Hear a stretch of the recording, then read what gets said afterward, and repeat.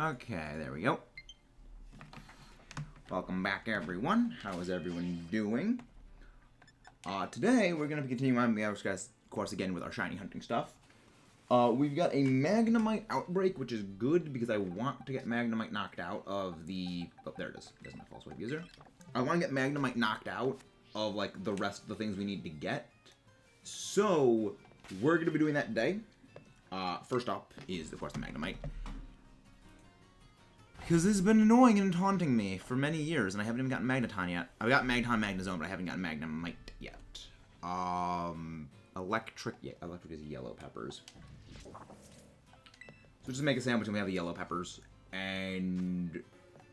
hopefully, we'll get this one soon. Yellow peppers, 1, 2... And then anything. Bird, not mayo. I think it's any 2 Herba Mystica. I have a lot of sweet ones, so let's use those. But how are you doing, guys? Welcome, Doc. Good. Glad you're doing well, Tag. Glad you're doing well, Caleb. Hope everyone's doing good today. I know I am.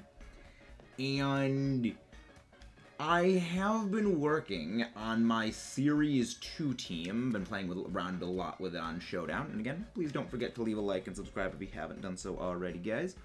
But I've been playing around with my Series 2 team, and it's fun.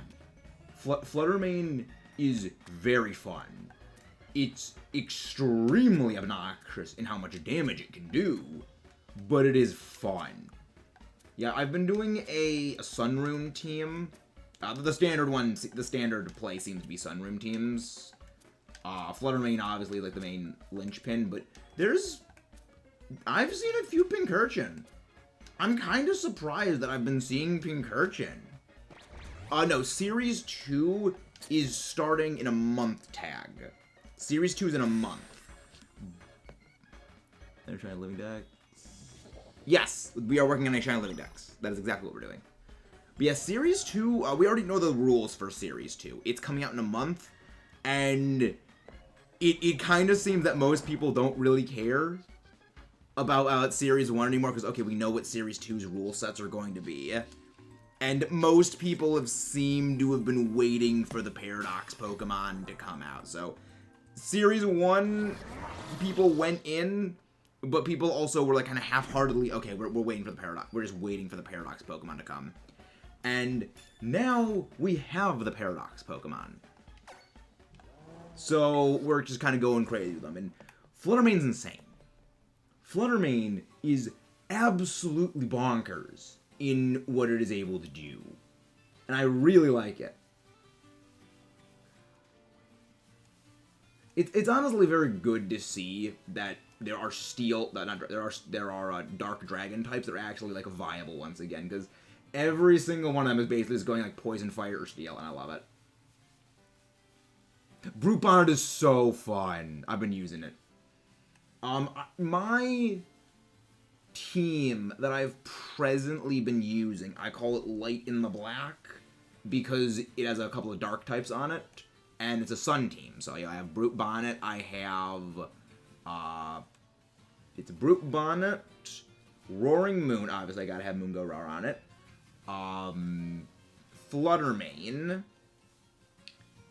Indeedee Torkoal, and a Volcarona. And it's really good. It's definitely had its fair number of losses against things, but I honestly think that Volcarona is probably one of the best plays to bring for Series 2, down to 3 things. Sun teams are going to be common because the past Paradox Pokemon are better. The past Paradox Pokemon just have better typings, better move pools, and all around just seem to be putting in more work. Because, I mean, the thing is you can use Torkoal. If you're using a future Paradox team, if you're using more than 2 of them, you gotta bring Pincurchin. And Pincurchin sucks. So, you can capitalize on the Sun teams by, well, bringing your own Volcarona, who's a monster. And then using that to basically, oh yeah, you're setting up Sun? I'll beat you by exploiting your own Sun. And it's great. Wait, is that shiny? No, it is not. And I love it. Also, Insane Zacian Sword is coming to Unite for 4 days. Sword Dog is coming back. Honestly, Unite is PT. Zacian gives me nightmares. Zacian gives me nightmares. I am glad they nerfed that thing. I am beyond glad they nerfed Zacian. Because they took off 20 points of its physical attack in the mainline games, and they also changed the way Intrepid Sword works, which is good. Because that thing was way too powerful. Wait, what'd you get? Wait, what? Shiny? Wait, where was the shiny? Oh, shiny in your game?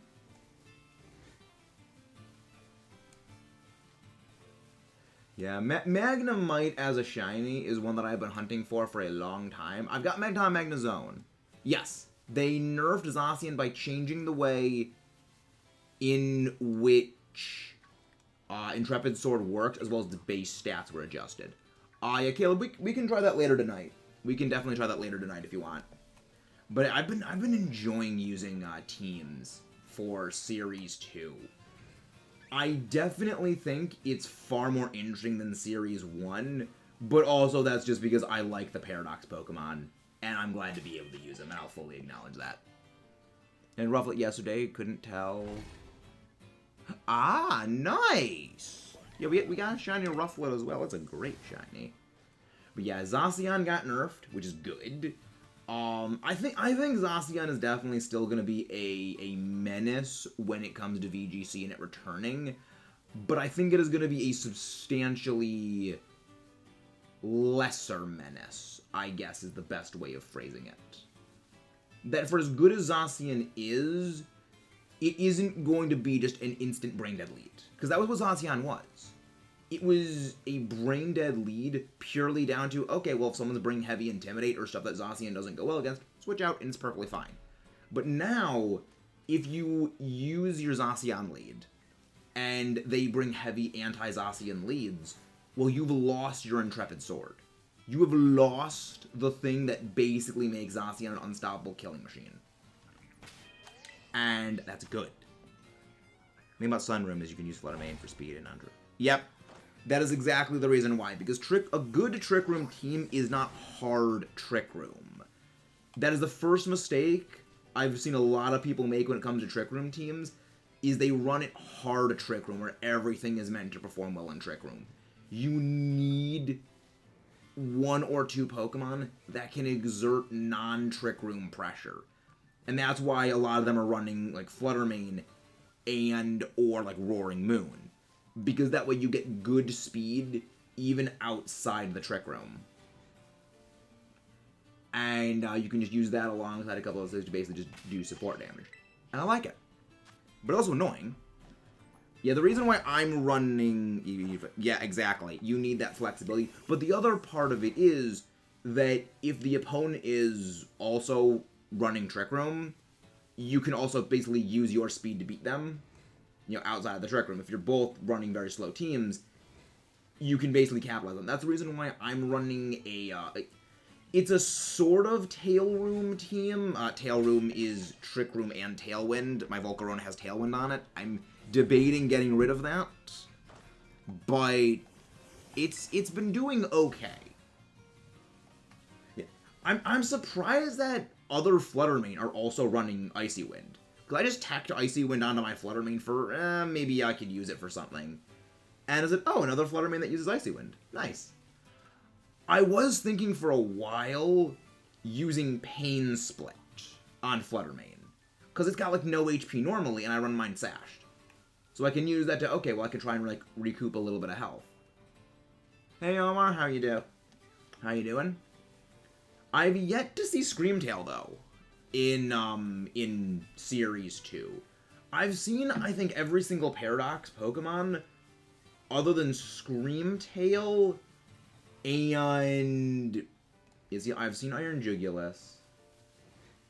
Yeah, I think I've seen every single Paradox Pokemon on a team I went up against today other than Screamtail, and there was one other one.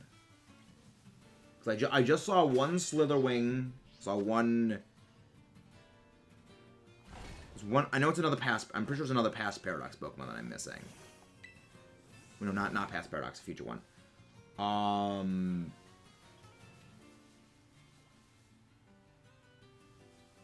Not Iron Thorns. I've been seeing a few Iron Bundles. It's actually like surprisingly good. I don't remember what the other ones. I know there's another one that I haven't seen, but the less common one is definitely Iron Thorns. It's not great. I mean, Iron Thorns is one of those things that it just kind of makes me laugh. Oh, it was like, that's why it's not saying anything. Is that it's not good. Gotta try to learn Vesta, Outbreak, and Random Espathra. Nice! Nice. Shiny Espathra's a pretty good one. Most Fluttermane want Sash. Most Fluttermane prefer Sash because its HP and physical defense is non-existent. That if you get hit by anything physically, you're basically gone. You know, I've had like quad-resisted, like bug-type moves hit Fluttermane, and it basically almost takes it out. Fluttermane really does need that Sash.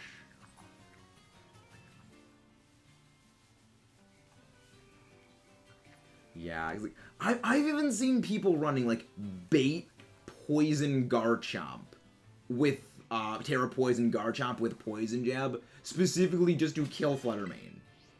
Like, people want Fluttermane dead that much. They are literally running Garchomp with a Poison Tera type, foregoing the Earthquake pressure just to remove Fluttermane. It's kind of bonkers. But it is good seeing that, yeah, there's Poison is actually being used for once. Because after so long of Poison just being an absolute joke of a typing competitively, if you're not something like a Moongus, where a Moongus is good because it's a Spore user and a Rage Powder user and has Regenerator, or like, you know, Toxapex for much of the same reasons of, you know, Regenerator, defensive, annoying to deal with. Poison types have had a bit of a hard time doing much. And then Tera type came, and then like all the dragons that want to laugh at fairy types now just go Tera Poison. It's like, I'm pretty, like, the Dragon Dark types, they all go Tera Poison. Well, most of the time. I mean, I've been running a Tera Fire. I've been running a Tera Fire one, but I don't really terrestrialize my Torkoal. There's definitely merits for both, but it really depends on what the rest of the team is. Because, I mean, I'm still fine-tuning my team. You know, I'm still fine-tuning all the particulars. Like, I'm loving Brute Bonnet. Was that shiny? No, it's not. I'm loving Brute Bonnet, but I'm definitely thinking it presently is the weakest of the members on my lineup so far. But yeah, one of my friends honestly came up with a much better name for Brute Bonnet rather than Shroomcap, and that's Ooga Boogus. Ooga Boongus, like it's a joke on, you know, Unga Bunga, Ooga Booga, and a Moongus. I love it. Oh, I love that. They're actually quite clever with names. It's like, that's pretty good. I prefer Shroomcap, but that's also really good. Yeah, there's definitely been a fair number of Trick Room lineups. But Volcarona, I would say, it's going to have a bit of a field day. Because it does match up extremely well against most of the Paradox Pokemon, from the past anyway. Because it defensively beats... it offensively beats Brute Bonnet. It offensively can do very well against Roaring Moon. It can do very well against Iron Hands, provided, you know, you are not in Trick Room. It can do very well against, you know, the other Roaring Moon. Fluttermane is the only one it kind of struggles with, but even then, Fluttermane is predominantly just spamming Dazzling Gleam. And, you know, if it has to lock into using Shadow Ball, which, you know, it needs to go single target, well then, Wide Guard also basically negates that.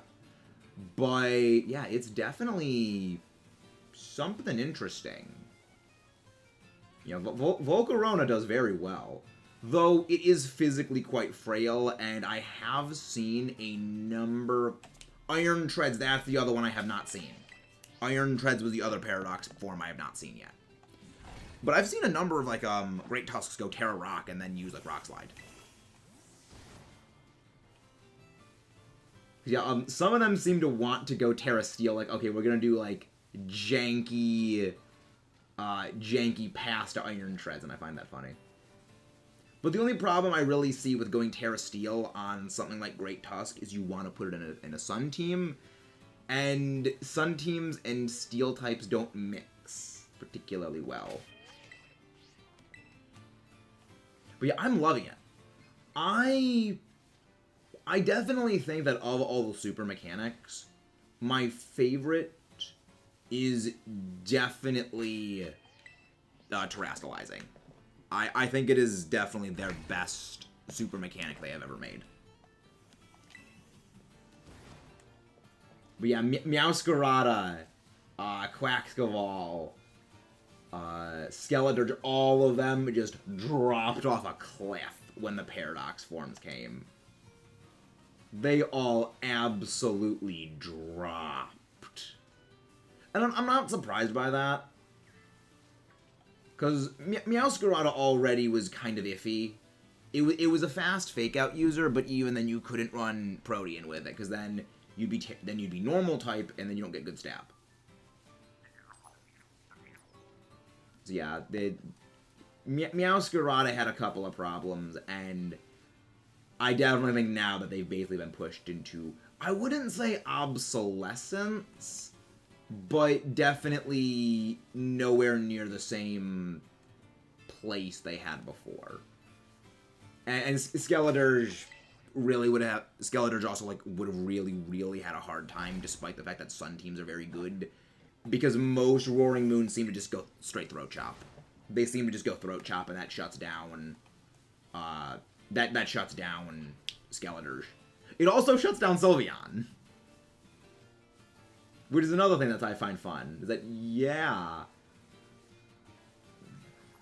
Fluttermane has basically taken over the job of what Sylveon wanted to do.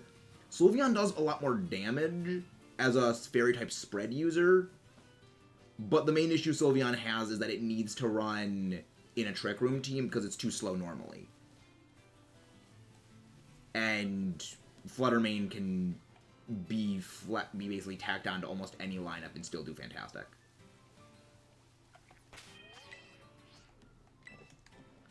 Because it also doesn't get shut down by Throat Chop. Because there was a game I had earlier today where someone was using Specs Hyper Voice Pixelate Sylveon. And this is me with a Roaring Moon that is, you know, Dark Dragon, and I already used my Terastallize, and my Roaring Moon's Tera Poison. And I would just, please, I hope this thing is either Scarf or Specs. Throat Chop. Sylveon cannot use Hyper Voice because of Throat Chop. And it just couldn't do anything to me, and I just slowly chipped it away by hitting it with Throat Chop over and over and over again. Because it was Specs left, and they couldn't recall, I was like, I beat this thing. I beat this thing because he could not do anything else. And I was laughing my ass off when that happened. I wish I'd had that on camera, because it was just too funny. It's like, I am beating a Fairy type with a Dragon Dark type. And using a dark move against it. This should not happen, but it is, and I love it. Out of the moves, what do you think are the two best on Brute Bond, assuming Trick Room, Close Combat, Sucker Punch, and Pump Up? I actually have not been using either of those moves. I've been using mine as a defensive Spore, Taunt, Body Press, Seed Bomb user. Because I'm running mine on a Psychic Terrain team with Indeedee, and at that point, like, Psychic Terrain would block Sucker Punch. So I actually have not been using any of them. I've seen offensive... Really? You can get Mimikyu out here. I have seen offensive Brute Bonnet, but I haven't run one myself. Scrub Bunny with a regular Pokeball. I do not. Miruki, please let me know if I'm pronouncing that right. But welcome to the stream if you're new. Hope you're having a good day. I think I should know a few people that actually might have them. I know a few people that might have one in a regular Pokeball. Actually, yeah, you know, Rookie would have one in a regular Pokeball because he always catches everything in a Pokeball.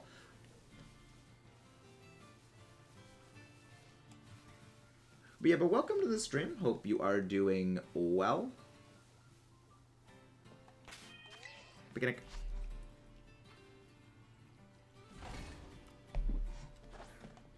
But yeah, I'm liking Series 2. I'm looking forward to seeing what I have a feeling Series 3 they're going to bring in the Ruin Legendaries, and that's the only change that's going to be happening. But I feel like the Ruins Legendaries just are not going to make much of an impact, with the exception of like Chuyi. I think Flamey Fish is going to make a splash. Yes, that was a pun. And the whole reason for that is, I feel it would slot in perfectly to a Sun team alongside Fluttermane. Because, like, Fluttermane's got absolutely bonkers special attack as is. Bonkers speed with Sun. And then Chuyi, its ability drops your special defense. So, you put that next to Fluttermane, who has Spread, Dazzle, Gleam. And it's going to basically rip things to pieces. So it's probably going to bump my Volcarona out of my Sun team. But that's going to be fun. That's going to be very fun. But also, Miruki, there is going to be another Cinderace event in a few days. This weekend actually is going to be the next Cinderace, is going to be the Cinderace rerun. So if you want another Pokeball that it is caught in, you'll be able to get it then. Unfortunately, I caught my Cinderace, already. I always catch my stuff that I'm going to be shiny hunting in a luxury ball. So I am unable to catch another one because I already caught my other one on my other file in a fastball.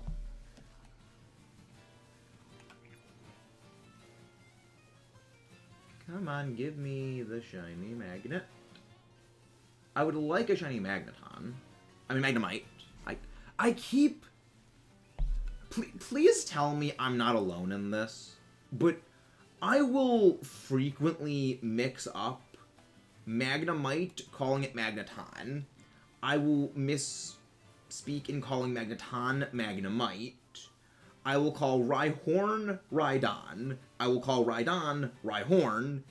And there's a few other Pokemon that I do that with, where I basically just mix up the evolved form and the unevolved form. Please tell me I'm not alone in doing that, because I kind of don't like, oh no, I feel like I'm not a true Pokemon fan if I can't get those things right. Because, like, I have one job, and it is to memorize the names of these things, and I can't even do that.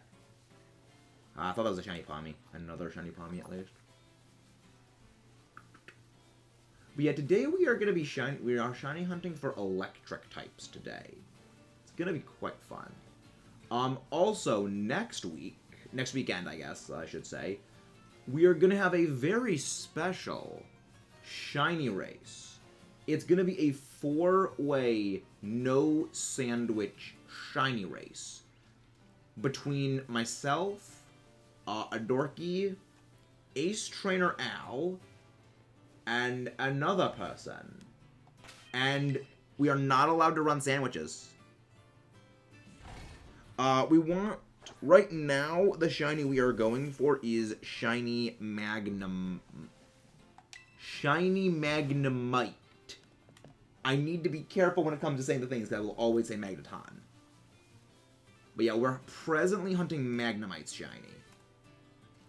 I have an Outbreak for Magnemite, and I've gotten my 60 KOs. So we should be at pretty high odds for this thing. Because we already have a Magnezone and a Magneton shiny, which we got from Magneton Outbreak several weeks ago. It was one of our first shinies we actually got. post shiny charm. I think I think it might have been our first shiny we got after getting the shiny charm. And I mentioned back then that I have been shiny hunting specifically Magnemite for, at this point... Wait, there's a shiny. Was that the shiny? No, that's not the shiny. I thought it was just the way the sun was reflecting. That made it look gold. But I've mentioned that back in Let's Go, I shiny hunted Magnemite quite extensively in the power plant. Every time I got up to a high combo chain, I didn't get a shiny Magnemite. I got a shiny Chansey. And this happened on no less than 3 separate occasions. So, I mean, I have already had a vendetta against Chansey, but that honestly just made it go from a vendetta to an outright blood feud with that thing. Chansey is a Pokemon that has just done nothing but hassle when it comes to my shiny hunting endeavors. Because even when I've been trying to like, train Pokemon up for battling back in Ultra Sun, Ultra Moon, I would do a Chansey knockout chain in Pony Plains. And I got shiny Chansey doing that. So it was just like, really, game? You're gonna continuously giving me shiny Chansey despite that I have like 8 or 9 of these things at this point, and I absolutely despise this Pokemon because I keep getting shinies of it. Chansey, I have a vendetta against you. The funny thing is, I don't really dislike Chansey as a Pokemon. You know, is it a Pokemon I'm overly fond of? Not really. Chansey does find a way to perpetuate annoying. Yep. I mean, again, its whole point is it's supposed to be an experience point punching bag, so you can't really fault it for doing what it does, and I'm kind of shoehorning it into a lot of things, because that's why it's available in almost every location in Let's Go Pikachu. Because if you go to what the rare or special encounter is for almost every area, because we did this for the Let's Play that we've been doing on it, and still have to get back to finishing that. We go over the special spawn, or like the rare spawn of every area. And in almost every single area, the rare spawn is Chansey. For pretty much the same reason that back in Black and White and Black 2, White 2, you could find Audino on almost every single route in the Shaking Grass. Because the whole point of the Pokemon is to be quite literally an experience point punching bag that you just knock out and get a lot of experience. So it makes sense, but also just kind of annoying. Hey, Tommy Dynamax Dan, how you doing? How you doing, Tommy? Hope you're doing good.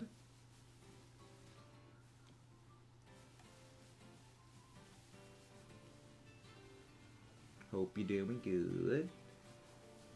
But yeah, I'm looking forward to working on my my Series 2 team a bit more. Though the annoying part is going to be shiny hunting a 0-speed Brute Bonnet. Though I don't think the Brute Bonnet will be that hard to get the 0-speed, because I'm just going to keep running sandwiches for it. Honestly, I do remember saying a while back, thinking about doing the Hunt for Trick Room Pokemon series. Basically, it's just a series of streams where I'm hunting for the 0-speed Pokemon. Because there's a whole bunch of like tips and tricks for legendaries for scouting out their base speeds beforehand that I have, and I feel like that would be a bit useful for people. But I never really got around to doing anything with it.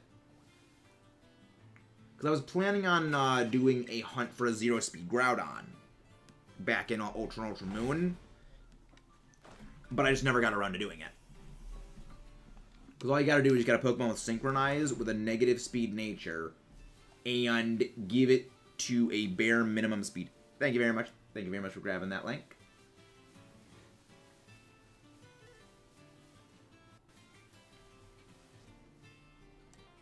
But yeah, I've had a couple of plans for some of my stuff, and really, you can get Ghastly here during the day. I didn't know that. That would have been very handy during my shiny hunt for you. I guess Ghastly isn't a... I mean, I guess Ghastly isn't fixed only to being a night exclusive spawn. It's just predominantly there in it.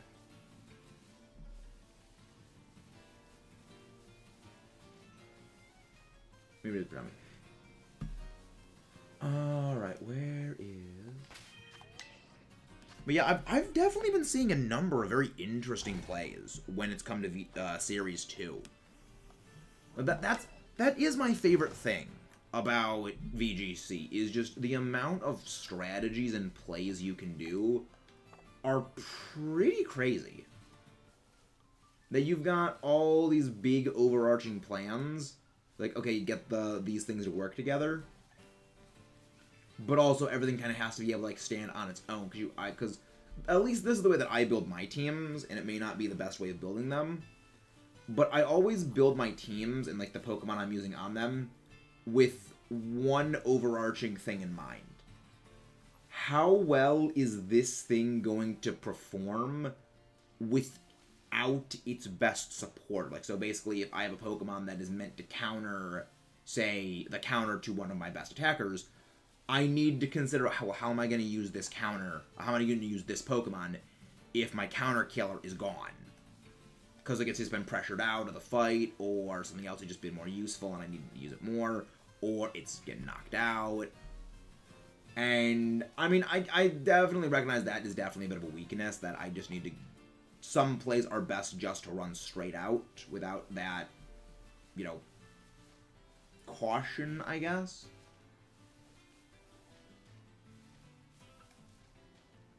But definitely needs work on.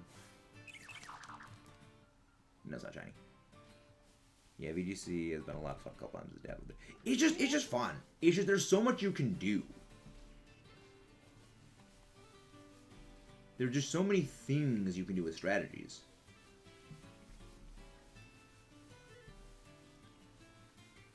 But it does not seem as though this sandwich is going to give us our shiny Magnemite. So we're going to probably need to go to it. Wait. Oh my gosh, right as I'm saying it. Right as I'm saying I don't think the sandwich is going to give us our shiny.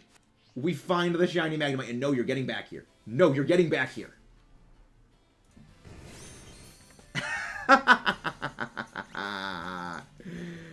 Oh, that is satisfaction right there. Satisfaction. Add that shiny to the list. And you can get the Electro Ball. Get the ball. Gonna break out. Yep. If you've already caught a Pokemon and registered in your Pokedex,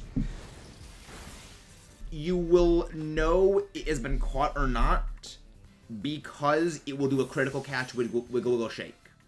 If it does not do the catch wiggle wiggle shake, you will not catch it. It's... A lot of people think it's a bug. I think it's intentional. I think it's like a good notification that, okay, you've caught this Pokemon, that it immediately informs you that you've caught it or not.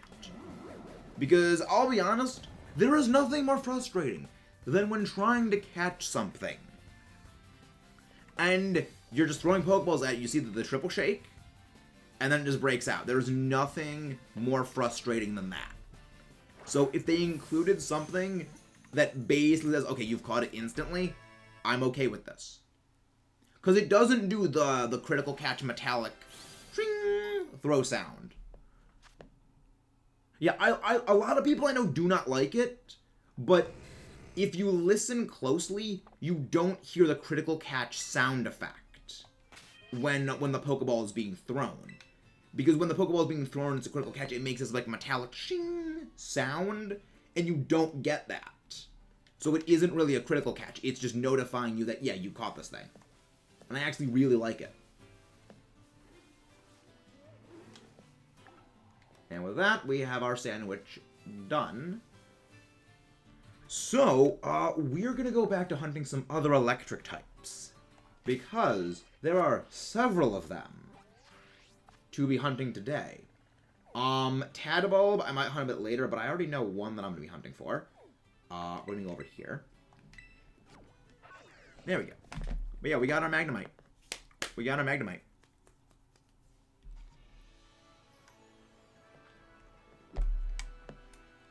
pretty sure that this is, like, Luxio territory. What am I doing? I'm an idiot. I'm stupid. I'm pretty sure Luxio... If there's... Cause I know that Shink spawns... let me just make sure first. Because I'm pretty sure I know that around Tag Tree Forest... not Tag Tree. The Bamboo Forest place. I forget the exact name of this place, but like this place. I'm pretty sure that like you can get Luxio, Luxray, and Shinx here.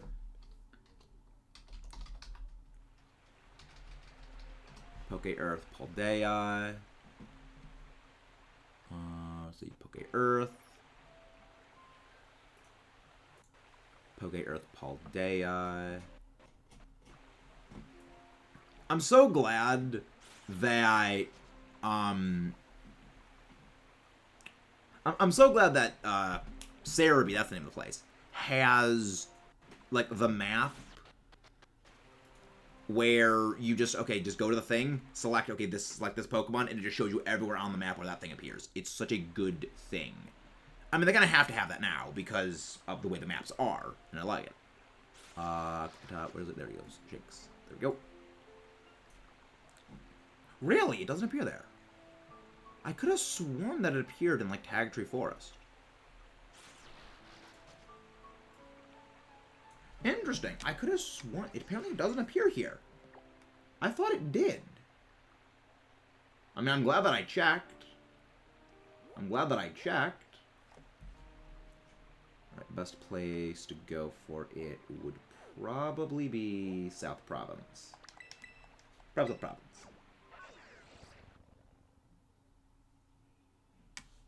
But yeah, it's like, they've made a lot of good QOL changes with these games. There's definitely a few changes I'm not as fond of. I don't like that the shoulder buttons and the trigger buttons do not work for A anymore. That, I think, is definitely something I'm not as fond of. But I get why they changed it. You know, because all of those buttons are now used for other things, so you kind of can't use them for two things simultaneously. I did prefer it back in Sword and Shield, where you could use them for, like, as a substitute for the A button. So that if I'm, like, you know, writing or scripting out something, I can just play one-handed. But I get why they changed it. I get why they changed it. Tomato, onion, green, yellow, yellow, burger, sweet, sweet. Here we go.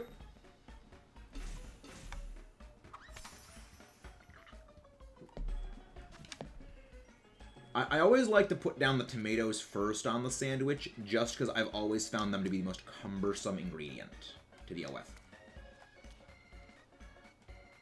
Unrelated, just funny draft league things that I'm in a couple of draft leagues right now.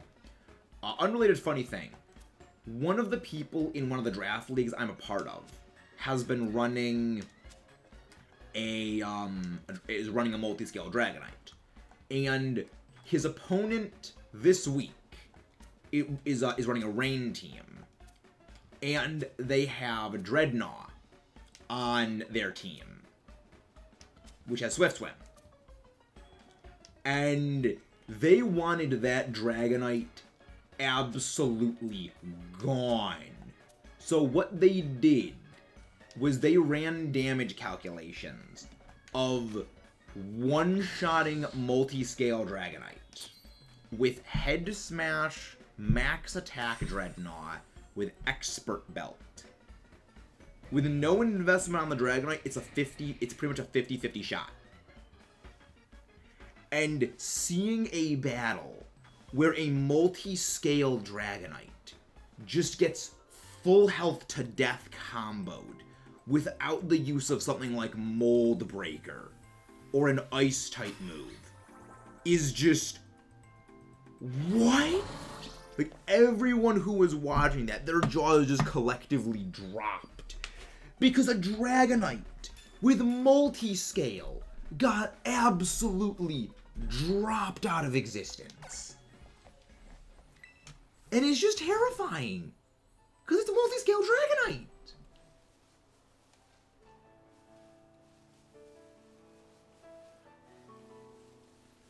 I just found a Fairy Tera, which is so weird. I mean, not really. Every single Pokemon can have a different Tera raid thing. Some of them are annoying. Some Tera-type raids are absolutely, and I would say almost impossible to do without extremely good RNG. But, yeah. Electros is definitely one of them where I can see a lot of trouble being had depending on the Tera typing. Because it's Electros.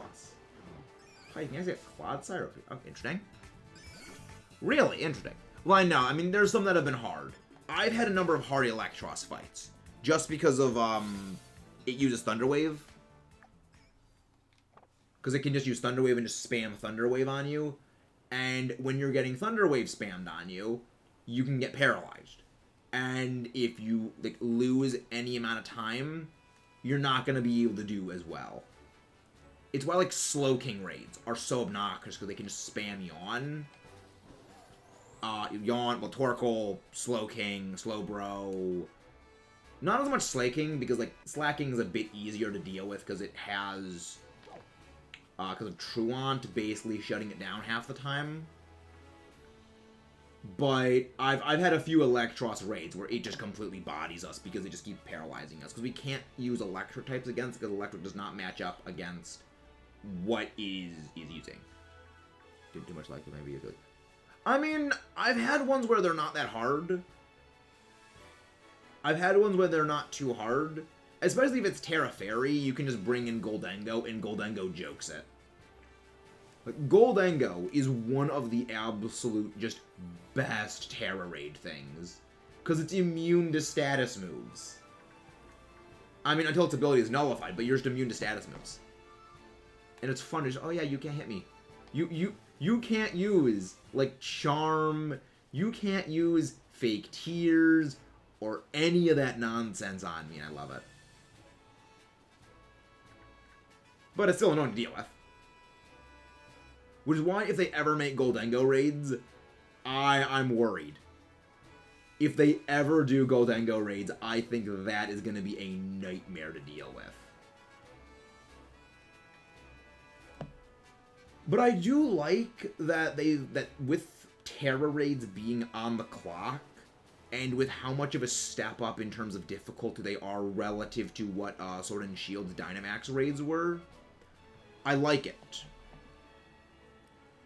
Because what it does is it encourages people to learn more about battling beyond just use big damage move here.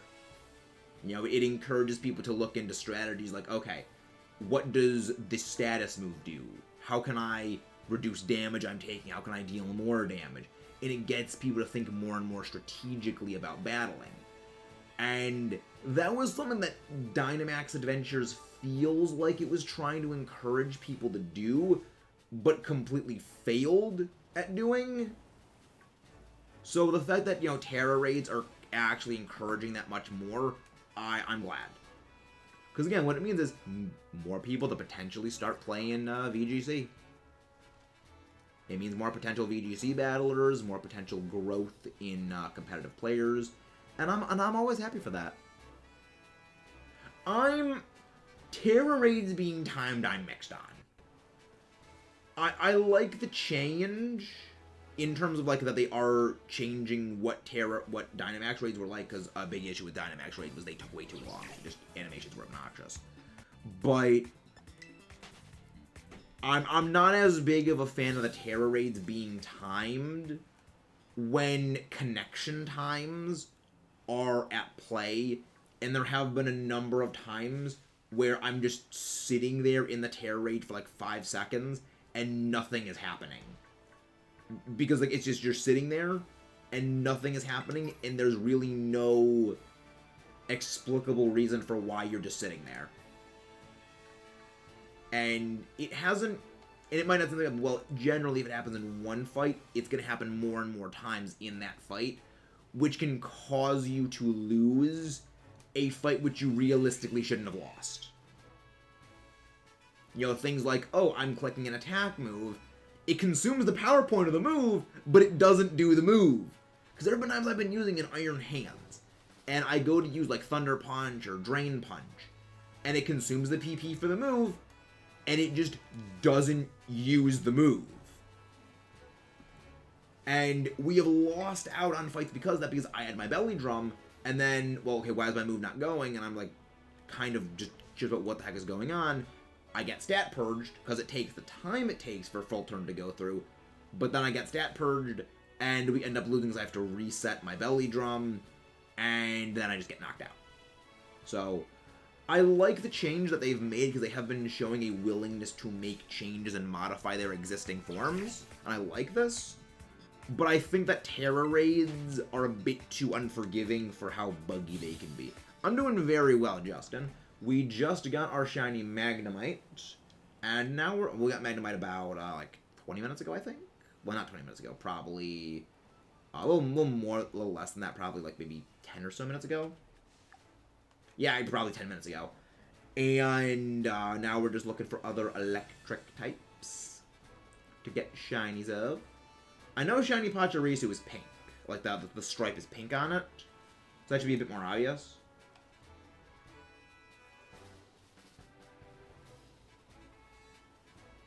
I wish they would release the balance patches over the course of the game's lifespan.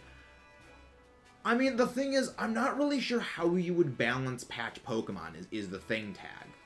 Because it's not like with shooters, where, you know, I mean, this is one that I just know because I used to play a lot of Call of Duty, and, you know, they would balance patch, like, some of the weapons in zombies and in multiplayer, where you can, you know, adjust a little bit of maybe, you know, the fire rate of some things, the reload time, the damage, the ranges of things.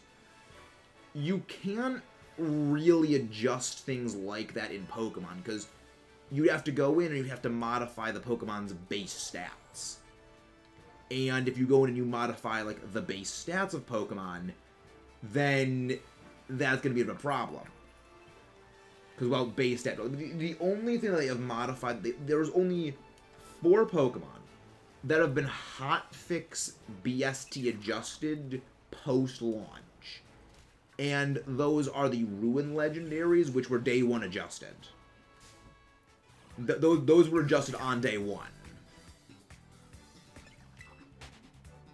But I don't really see them as doing that for other Pokemon later on. You know, I don't really see them as, say, nerfing Goldango, you know, a few months after release. Yeah, they could change moves.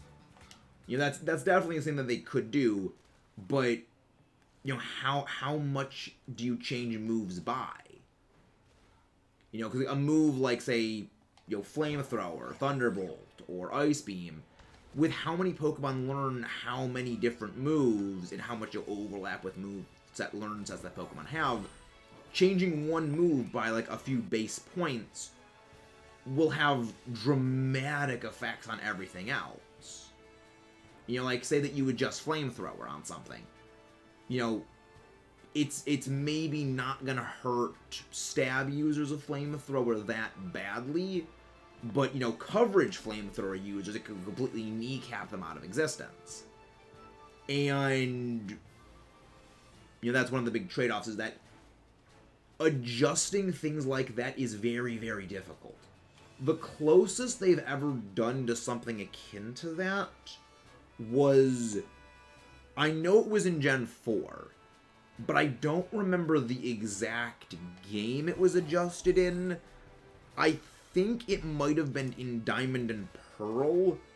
They increased the accuracy of Hypnosis. And I know it was in Diamond and Pearl they increased the accuracy of Hypnosis, but I don't remember what game they changed it back in, because I think it was they made it like 70% accurate. And in another game, then, like, I think it was either Platinum or Heart Gold or Soul Silver, they immediately, like, nerfed it back down to what it was before. And if you're playing, like, Diamond and Pearl with the game that was fixed in, it overrides the Diamond and Pearl coding for that move to force adjust it to the lowered value. Hey, Casual Chikorita. Someone do exclamation point CHI. That'll bring up Chikorita's Twitch link. How you doing, Chikorita? But yeah, like, they've never really done post-patch hot fixes, like, patches of moves. The closest really being the Hypnosis one, and more recently with, the changes they made to the Ruin Legendaries. So going forward, we could potentially see more of it, but I'm not sure if they will really do that. I just found it easier to do, like, 3-letter ones. I just found that easier.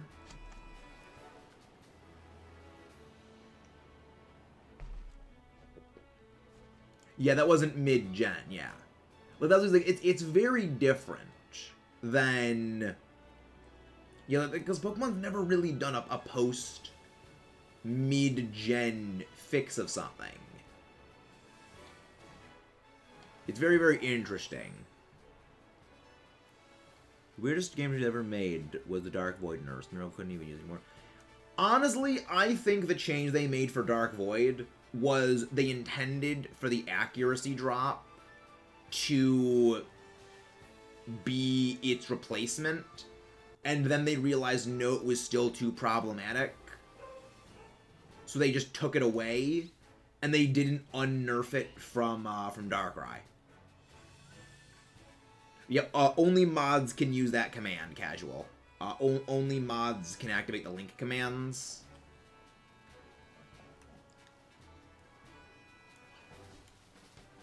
Clodsire. Clodsire is so happy. It's a happy eclair. I love it. I love Clodsire. He's a good and wholesome bean. Like, honestly, Clodsire is a upgrade from Quagsire in every way, because Clodsire is Quagsire if it was a doggo. It is a doggo version of Quagsire. It is perfection. I love it. Also, guys, again, please don't forget to leave a like and subscribe if you have not done so already. And how is everyone doing today? Hopefully all you guys are doing pretty well. I know I am. Yeah, I'm definitely feeling the slower hunts with outbreaks running to boost my encounters more. I'm definitely feeling that. Because it seems that Area 0 and Outbreaks have about the same spawn density for areas. Whereas if just running regular encounter sandwiches, you don't get the same spawn density. Darkrai without Dark Void is just Dark type. I mean, honestly, not even that. I think it's like a Dark type version of Gengar at that point. It's just a pure Dark Gengar. Because it actually gets a lot of the same moves that Gengar does. It gets Thunderbolt. I'm pretty sure it gets Thunder Wave as well. Ice Beam. I mean, I don't think Gengar gets Ice Beam. But you'll get Hypnosis. It doesn't get Dazzling Gleam though. You know, it's pretty much at this point just a Dark type version of Gengar. But I mean, you never really notice that because Darkrai is officially banned in official matches. All mythical Pokemon are banned when it comes to VGC. Which I know a lot of people don't like that rule, but there is a reason why that rule is put in place. It's because if event Pokemon were legal in VGC, it would basically screw over people who might not have access to a 1-month event. You know, I was like, imagine if they let Darkrai. Imagine if they let Darkrai into VGC. And, you know, not everyone's able to get Darkrai. And then, you know, Scarf, Dark Void, Darkrai just destroys that. Like, if you do not have, you know, a Darkrai, there's no point in competing. You know, it would screw over so many people. And all it would do is further encourage people to start genning and hacking the games. You know, it would just further encourage people to start genning and cheating. And at that point, the people who are playing are the people who are basically cheating and are in violation of terms of service. You know, basically a TOS. And that's not really a good thing they want to encourage. So, locking out the mythicals is a good thing, in my opinion. because I mean, it doesn't extend just to mythicals, but the mythicals as a whole are blanket banned, but it also extends to, like, event Pokemon. So, like, Heat Rain. Heat Rain is normally legal in competitive play. However, if you have, like, the event Eruption Heat Rain from not Mystery Dungeon, Ranger Guardian signs, that is illegal. Because Eruption Heat Rain is not a standard move that Heat Rain has access to, and it was an event-specific thing. A lot like how Ash Greninja was banned, because you could only get Ash Greninja by having Sun and Moon demo data on your DS. I think it was the Sun and Moon demo or Ultra Moon demo. And, you know, things like that are banned. Another one is the event Legendary Beasts from Gen 4, where they had like a Aura Sphere Raikou, Extreme Speed Entei.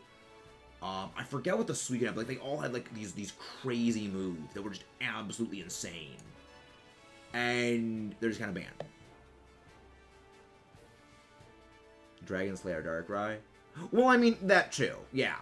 Like, Darkrai is banned intrinsically, but like, it's basically if a Pokemon has a move from an event and it is normally not able to get that move, it's like V-Create Rayquaza. That's a better answer. V-Create Rayquaza. You know, Rayquaza, legal, but V-Create is a move that Rayquaza cannot normally learn.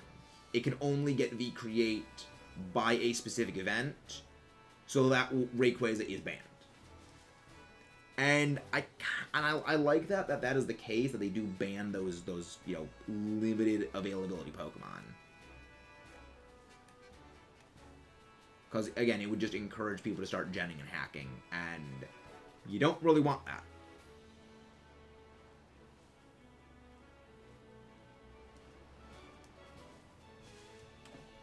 Goldengo needs to be locked away. Honestly, I don't really think Goldengo is that bad. Like, I do think a lot of people are kind of overblowing how powerful Goldengo is. I think in doubles, it's definitely more of a threat than it is in singles. Because when it comes to singles, you can use something like, say, Mystical Fire. Or you can, just Resistance. But with doubles, the spread damage is insane. And you compare it with something like a Haze using Murkrow, which completely obsoletes its debuff.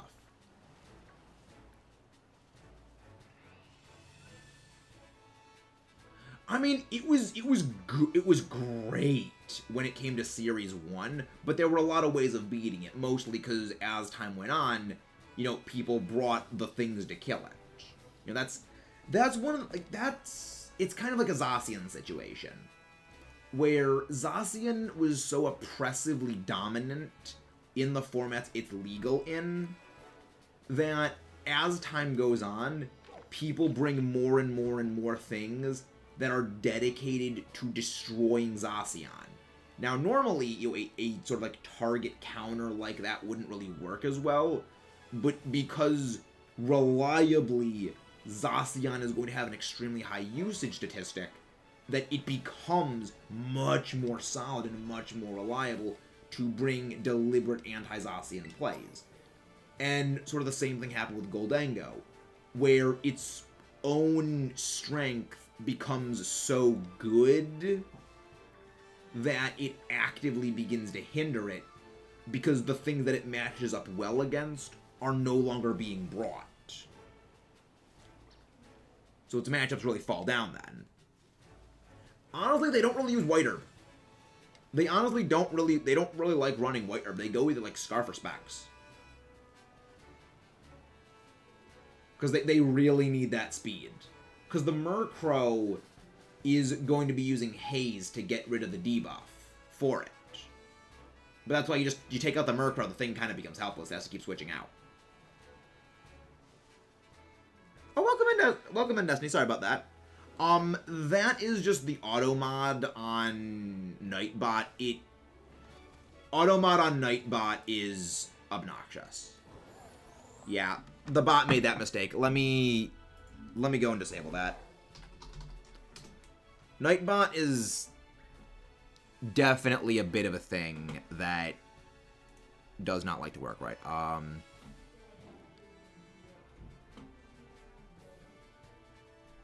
Let's see. Let's see. Let me go. Okay. There we go. Okay. Okay, that should have disabled it.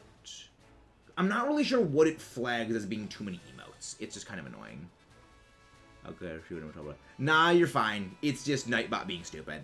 It's just Nightbot being stupid. Do you think the most famous turn? What do you think the most famous would be? That is a very hard thing. Like, there's been a lot of very, very famous VGC battles, but I would have to say the most famous, as much to my chagrin, I would have to say the most famous turn would have to be the Follow Me Pachirisu. I would have to say it would have to be that one.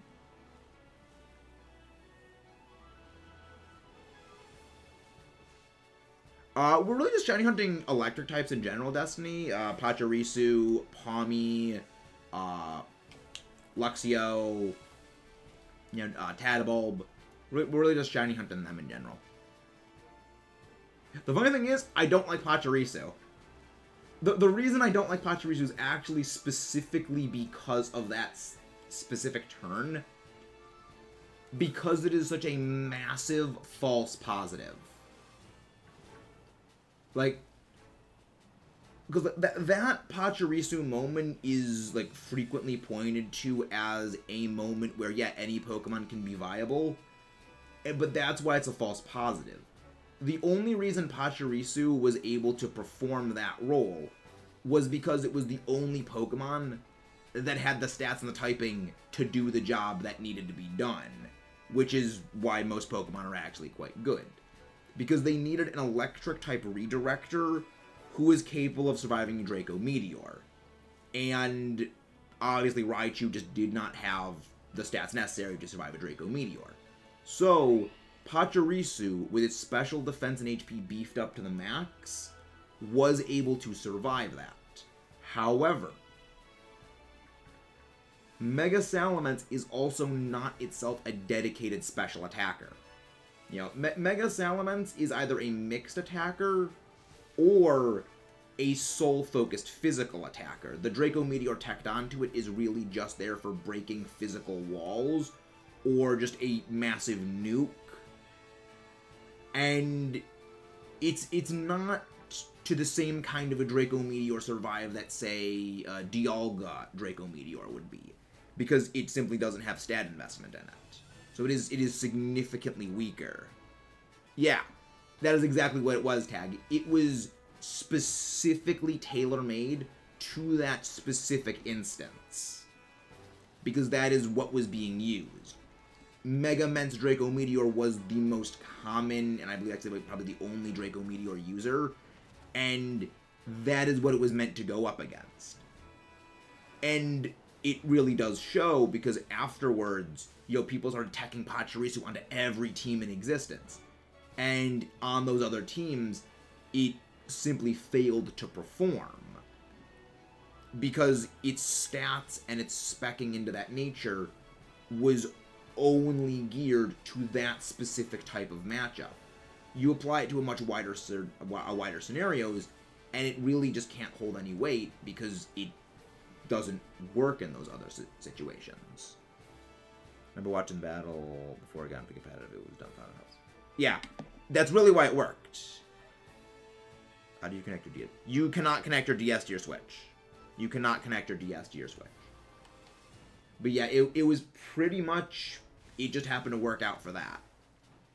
So, because there's also something to be said for surprise factor. That's another thing that we kind of discredit a lot of the time, is just that pure level of surprise being inflicted on someone. If you see someone and they're bringing in their team, they're bringing a Pachirisu, you're not gonna give it any mind, because, like, well, what does this thing have? It doesn't have anything that's I'm gonna be worried about. It's probably just there as a bluff or something, but what's it gonna do? and you're not really thinking about it, so it just blindsides you with that surprise factor. Then, when you get beaten with that having taken place, you kind of are put on, like, the back foot. You're like, okay, well, what am I going to do now? I don't know what I'm doing now. I need to, you basically mind game yourself into a corner. And it's a surprise factor. Like, that's kind of what I find the most interesting, is that, yeah, surprise factor is a very big thing. Not exactly casual. In a few months, home is going to be free. Bank home compatibility is going to be free. So, it's in a few months, it's going to be free. Because that when, spring 2023. Because they said, like, March is when it will become available. Because that's when they're shutting down the services for Pokemon Bank.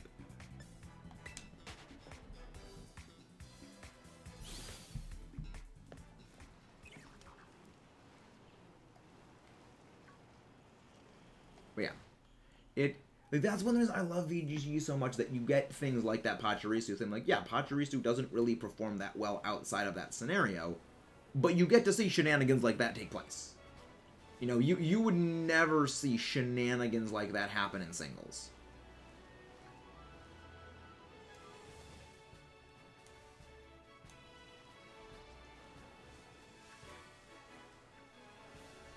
I love it.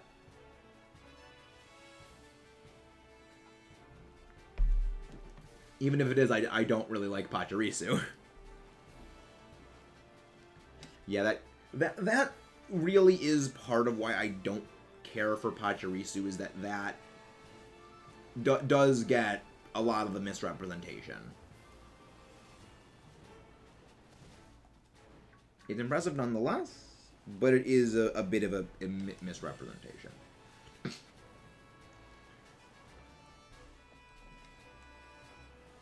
Alright. But how's everyone doing? Hope everyone is doing well today.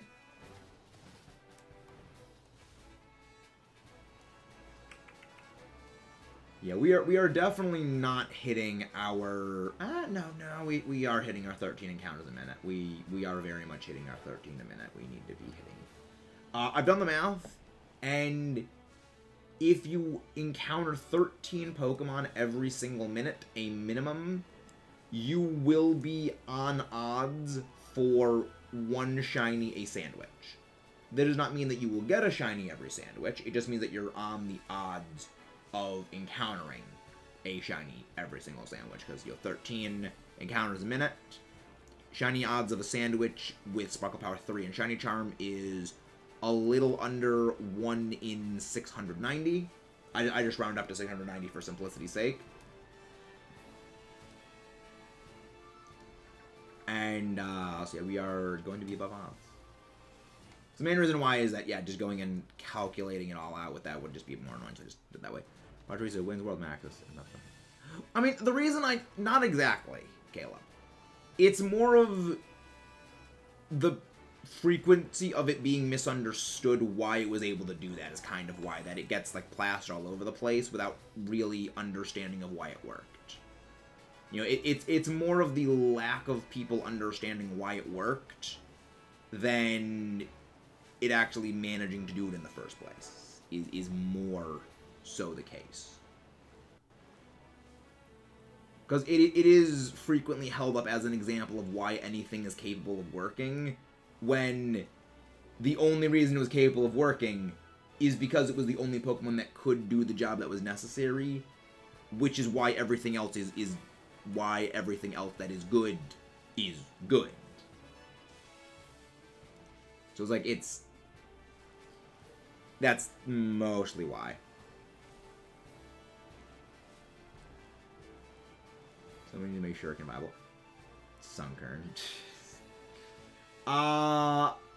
The only way I think Sunkern is ever gonna be viable in VGC is if you can somehow make some sort of guard split team where it uses guard split to kneecap things stats. That is the only way I ever foresee that thing getting viable in VGC. Because, like, Because, like, Wishy-Washy was actually really good in VGC for a while. Wishy-Washy was really good in VGC for a while on, like, Trick Room games. Because you just have a Rangaroo just, like, instruct on it. And it would just destroy things. How famous do you think Wolf-Glick Swords Dance is at? I have no idea what that one is. I'm not sure what you mean by that one. Though there is one that sticks out to me personally, though, and that's just because it was Santino's Colossal. But that wasn't Worlds. That was Players Cup. That was Players Cup, which was not Worlds. Yeah, exactly. Exactly, tag. With a red. Oh, wait, was that the one where you Swords Dance into like Waterfall onto the Groudon? Onto the Primal Groudon? That makes sense, because like Rayquaza was pretty much the only answer to Primal Groudon that isn't a Primal Groudon or a Primal Kyogre. Primal Groudon needed to not exist. Primal Groudon needed to go away. Like that.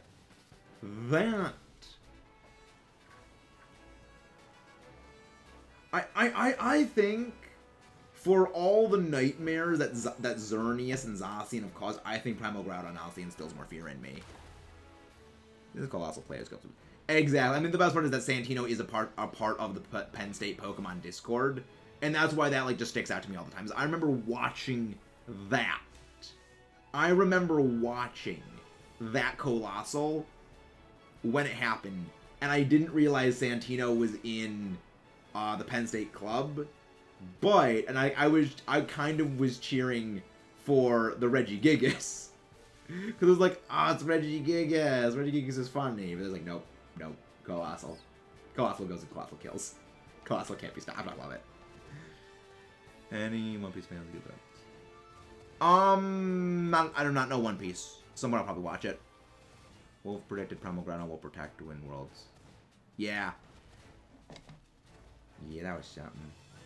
I mean, I'm pretty sure that Waterfall would have taken it down anyways, unless he didn't use Waterfall. Because, I mean, because Primal Groudon does not gain any defense increase. Yeah, Primal Groudon does not gain any increase to its defense. So I'm not 100% sure, but I'm somewhat certain that a Waterfall would have taken it down. Yeah, a bunch of us were on Discord or PC and watching it together, and it was such a cool thing. Yeah, I'm like, the fact is that I've fought Santino. Like, that is the thing that, to me, I just love the most, is I have battled Santino. I have gotten my ass kicked by a guy that beat Wolf-Glick. And it's just like, that is like my proudest moment of gaming, is like, yeah, I got my ass kicked by Santino. Yeah. I would have beaten him had I not brain-deaded and forgotten Gengar got Cursed Body. Had I not... Because the entire reason I flubbed that match was because a few months prior, I'd been doing a Nuzlocke series in Heart Gold and Soul Silver. So I was still in Gengar has Levitate mode. And right after I clicked Icicle Spear, I realized, wait, this thing has Cursed Body. And had I known that, I was like, I should have just gone for Rock Blast. And, that... Because if I had Icicle Spear, I would have destroyed his Amoonguss. Once I had Icicle Spear be disabled by Cursed Body, there was nothing I could do to beat his Amoonguss. Rezo's the best player. Well, I mean, the best player, I think that's gonna toggle back and forth. You know, I don't think there's a singular best player.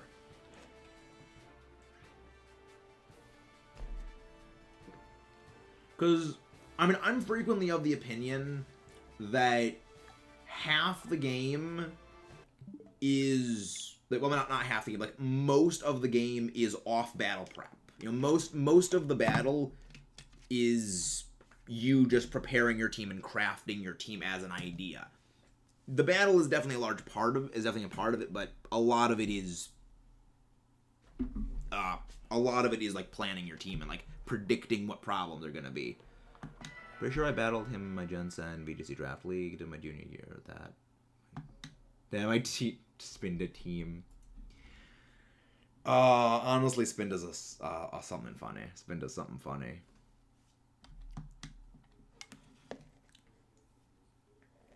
Honestly, I call it PSPC just because, like, I say Penn State Pokemon Club. I know it's called the Penn State Pokemon, like, Society, but I call it, like, the Penn State Pokemon Club. Because just PSPC is the thing. Yeah, now we have the full Magnet family. We have the full Magnet family.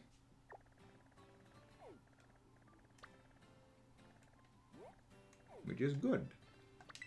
Now. There we go. Yeah, I would like to at someday rebattle Santino. I hope to one day rebattle him. When I am at my full power, I will face Santino again. But I was like, I just love the fact that I can just go into the Penn State Discord and just like say, you know, hey, can I have some help on like preparing this team? And he is one of the people that is like helping to give feedback. It's like, yes, it's always great. Now, if I'm playing a game, an achievement that needs me to play the game for an entire duration of Tuesday, what do I do? Just leave the game running. Just leave the game running. Because that was what my brother and I did in Smash Melee to unlock Mewtwo, because I think it was what you needed, like 10 hours of brawls in Smash Bros. Melee in order to unlock Mewtwo. So what my brother did, and I don't actually do this, was we left the GameCube on all night with an it was an infinite timer stock fight. So, and we're just sitting there. So so our characters in the game were just sitting there all night doing nothing, but it was still technically 8 hours of brawls. And then we unlocked Mewtwo the next morning. It was like, oh my gosh, yes. Like, that is such a fire hazard. Leaving a game like that running all night. But that's what stupid kids do. Stupid kids be doing stupid things.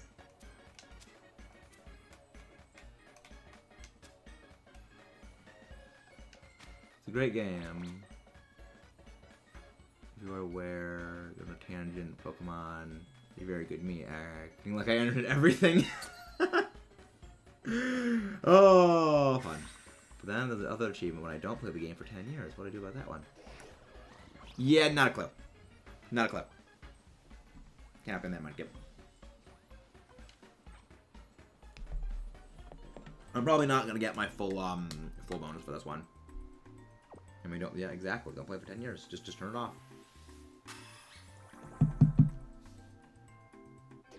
I love that the little bird on Skeledirge's nose operates independent of Skeledirge itself. I love that. Okay, so I did get Sparkle Power. Okay, so I can miss a few peppers. Maybe Mudkip. I mean, the Switch is intelligent enough to know that if you're changing the date, it will lock you out of things. The Switch will register dates being changed. Which version is best? Gonna buy the game soon. Honestly, I can't really say one way or the other which one I think is the better version. 'Cause I think both of them are good, and the differences are relatively minor.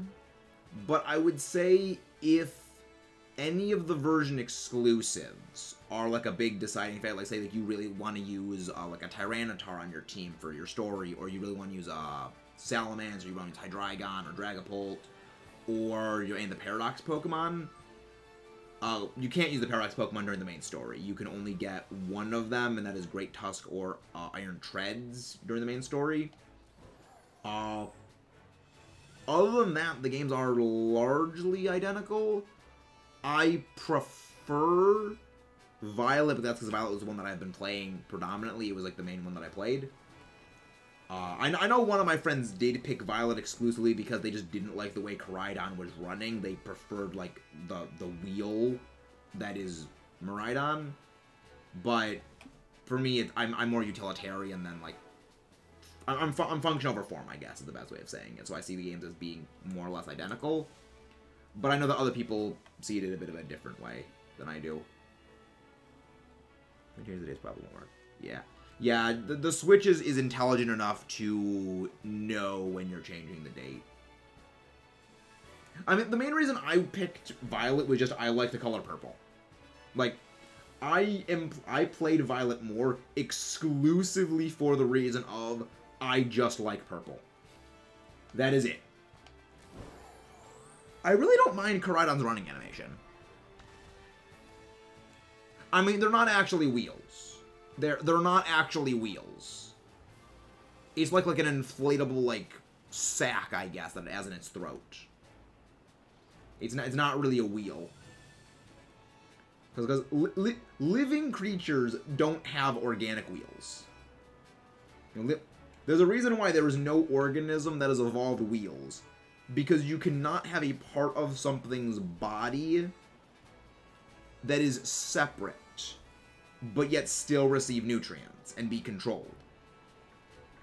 Which is why I'm fairly certain cart coal operates by magnetism.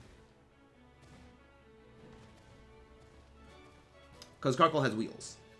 I'm fairly certain cart coal operates on some form of magnetism to make the things roll. I mean, it makes sense why Miraidon will be able to roll, because, yeah, like magnets. It's electric. It can make things move because of magnets.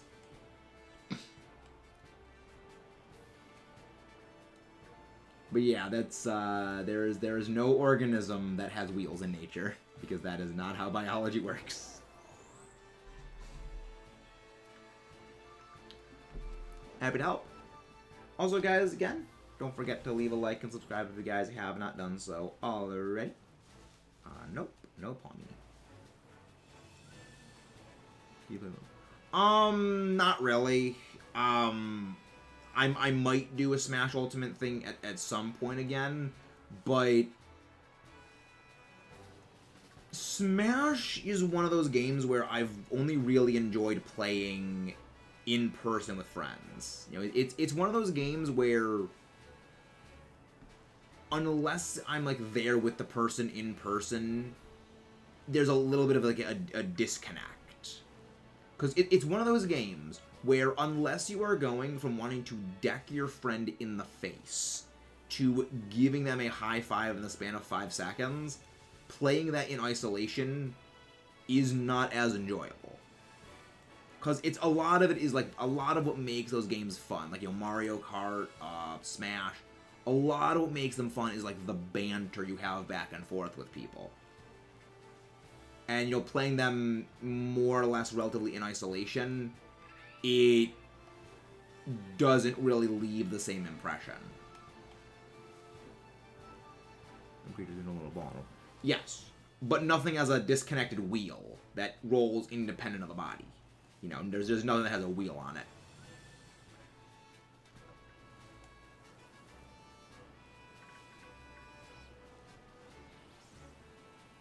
Come on, your freaking electric types shine already. Watching you deck your friends, right? Or why deck your friends? Exactly. Like that is the reason why games like Smash and games like Mario Kart are so entertaining. Is you go from wanting to do that to just absolutely congratulating them so quickly. Like that is what makes those games so memorable. It's why when you play them really in isolation, they kind of drop off a bit. Because that was one of the things that I remember talking with friends about Pokemon Go, with like the whole of the Sylph League tournaments, was, yeah, they were fun when we were in person and battling each other. But when lockdown started, no one really started doing them, because when we did like the tournaments down at Penn State, we'd all come down to the hub. We'd spend like 3-4 hours there talking, bantering, get dinner, and just like eat and just hang out for a while battling. But then when you smash cut to when we're either like on break for like vacation over summer or with the COVID lockdown, when we're all just sitting in our homes just tapping on our screens, it loses so much of that involvement and just became unenjoyable for a lot of people. So they basically just dropped off a cliff because there's no, the engagement is gone. Wait, there's the Luxray. There we go. There is a shiny Luxray. Get back here. There we go.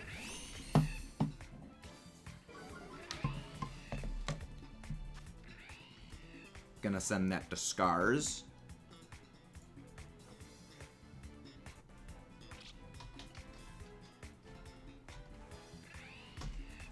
He's going to enjoy that. There we go. Finally! Welcome in, Locust. How are you doing? And again, guys, please don't forget to leave a like and subscribe if you haven't done so. Subscribe for shiny luck. Subscribe for shiny luck. I don't think this thing gets wild charge at this point. I don't think it gets wild charge, but I'm not risking it. You better not be painting. No. Hello there, Space Lord. Absolutely awesome name. Absolutely awesome name, Space Lord. How are you doing? Hope you're doing well. Are you in Valiant? Why can you not hit the broadside of a barn? Like, you guys don't know this, but when I was doing the shiny hunt then battle preparations, I was fighting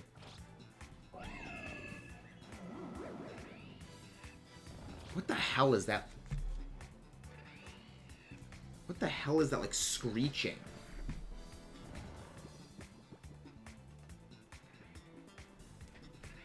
There was like a screeching noise that I was hearing for some reason. I don't know if you guys heard it, like maybe it was just me, but I heard like screeching. I was like, what the hell is that? But it's gone now. That was weird. Here we go on the Switch. Probably Scarlet and Violet. I'll be real. It's probably Scarlet and Violet. I'm doing well, Space Lord. There we go. Shiny Luxia. Fun. We've been marked. It's not a mark. But we got one. Space Lord, in relation to Star-Lord. Is there any possible relation to Star-Lord? Any 5-year-old. Not a 5-year-old's a gremlin. Gremlins. Any tips for Whooper Outbreak? Have you done the KOs? Have you done the 60 KOs for the Whooper Outbreak?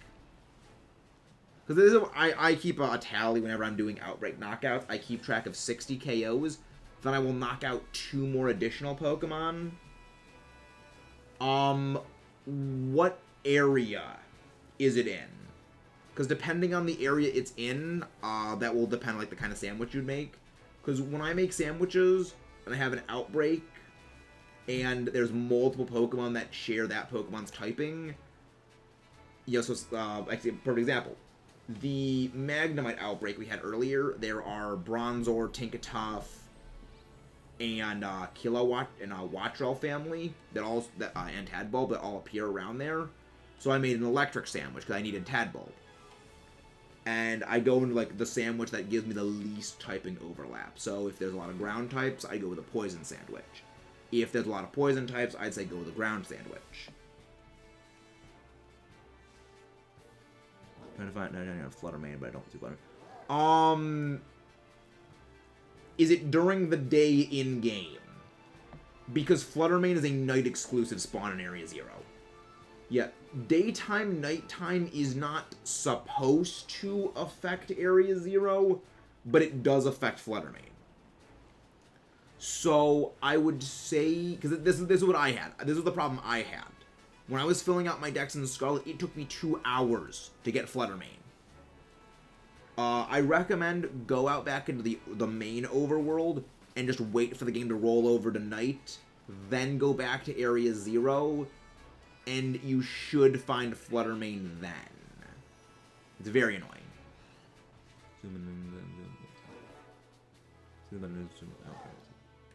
Yeah, if it's during the day, they basically just, like, despawn. That's why the way that people shiny hunted Fluttermane was they shiny hunt it during the day, because during the day, only shinies will spawn. Pretty much, they're trying to spawn in, but the game is registering it is during the day, and it is, like, immediately deloading them out of the game because they should not be there. I mean, it's not really a glitch. I don't think it's a glitch that it does. I think it's intentional. Because there's a surprisingly large number of very well-coded things into the game that they prepared for a lot of things.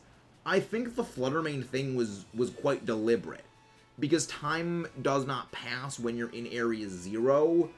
If you want to hunt Shiny Fluttermane and you get a spawn-in of a Shiny Fluttermane, it won't deload it despite Fluttermane not supposed to be there. That seems to be intentional, because there's a few things that do seem like deliberately intentional, despite them seeming and feeling bugged or glitched. You know, like the bad lock-on of like the Let's Go system feels a little buggy, but that seems to be deliberate in that with how much they programmed a lot of the other stuff.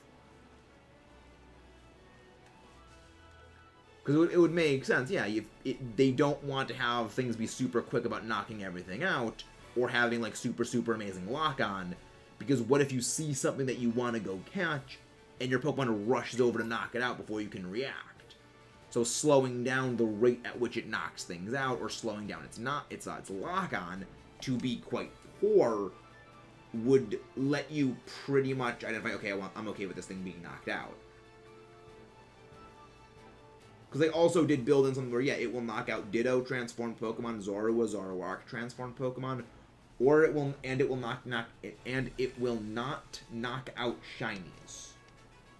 Which makes me think they probably did it intentionally, that its lock-on was quite poor. Which makes me think, yeah, with the Fluttermane thing, that seems to be deliberate. If they went through the trouble of programming Fluttermane to be night only, and to despawn during the day, they might have done it with the shiny. I'll be close to Cortonado. I don't remember where Cortonado is. I don't remember which one. Oh, Cortonado.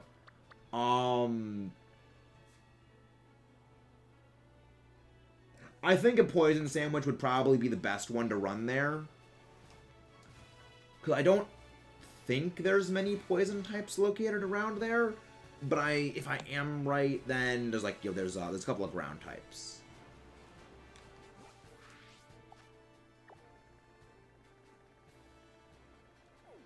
So like right around here, because I know around here there's Phanpy.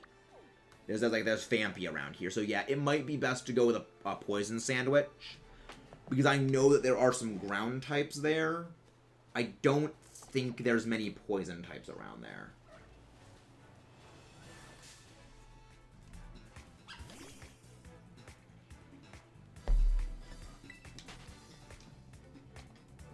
I'm not sure how many people have battle teams, Chad.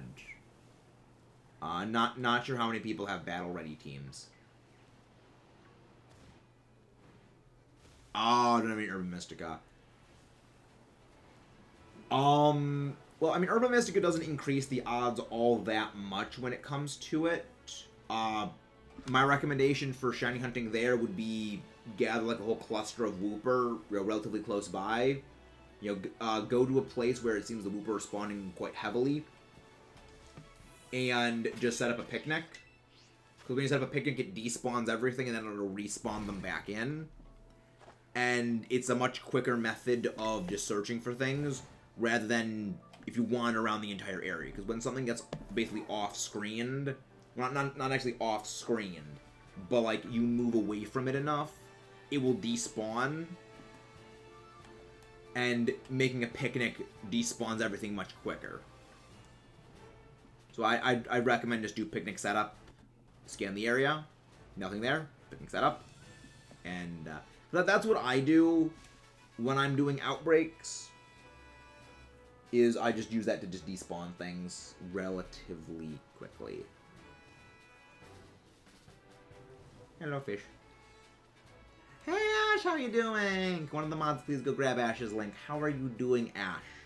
Actually, Ash, DM me like the link to the channel you want the command to be linked to, because now I have set up Nightbot.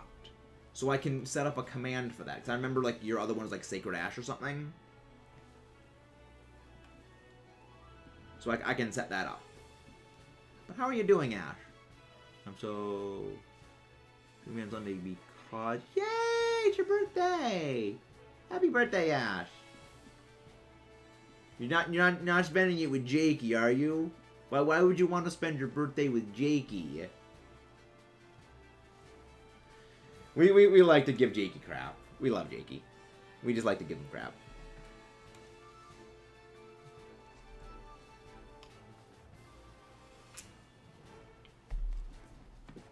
I will make sure to try to be there. Sunday is the day we go see our grandmother. But I will try to be there. Good. Hunt's going pretty well. We got our shiny Magnemite.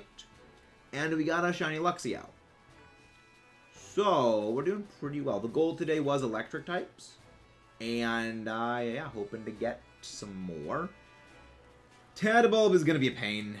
Tadbulb, I'm waiting for an outbreak for. I had a Tadbulb outbreak a few days ago. But the problem was, the Tadbulb outbreak was inside of a wall. So, I couldn't do any of the encounters.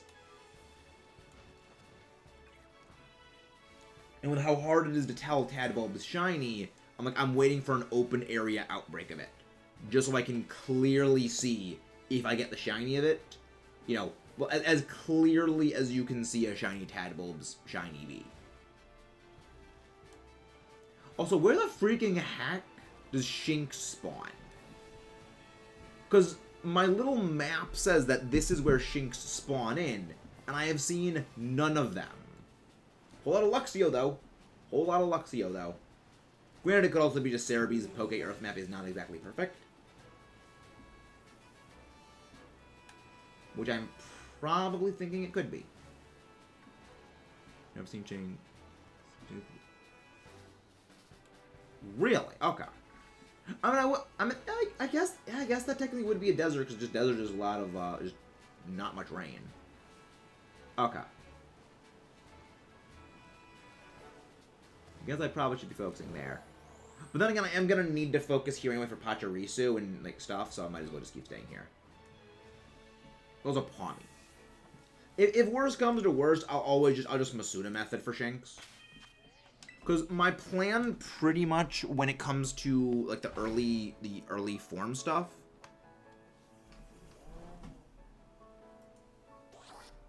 is... If the early form stuff is just annoying to find, I'll just Masuda method for it. Like that, because that's how I'm gonna hunt Bounsweet. Is Bounsweet, I'm pretty sure exclusively is in trees. And you have to, like, headbutt trees to knock them out. I'm not gonna mess with that. Like, I do not want to bother with the headbutt tree thing. It'll be easier to go for a Steenie outbreak, get 2 shiny Steenie for Sarina, and go across for Steenie, and then just Masuda breed for the Bounsweet. I think that's going to be the easiest way of doing it.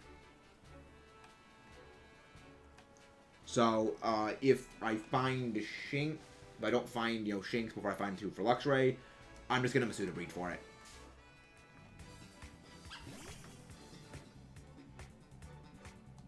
Not battle. Alright, Gayla, how you doing? We got a shiny Luxio earlier. We got a shiny Luxio and a shiny Magnemite.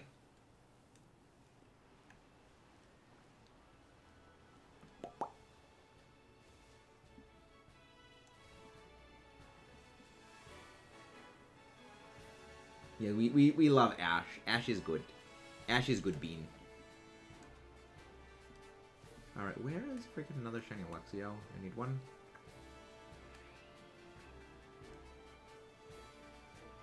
Yes, you can get Knackly here. I guess I probably should have hunted for Knackly over here. So that way I can just like, get exclusively Knackly spawns. I still need one more Knackly shiny. I still need one more shiny Knackly.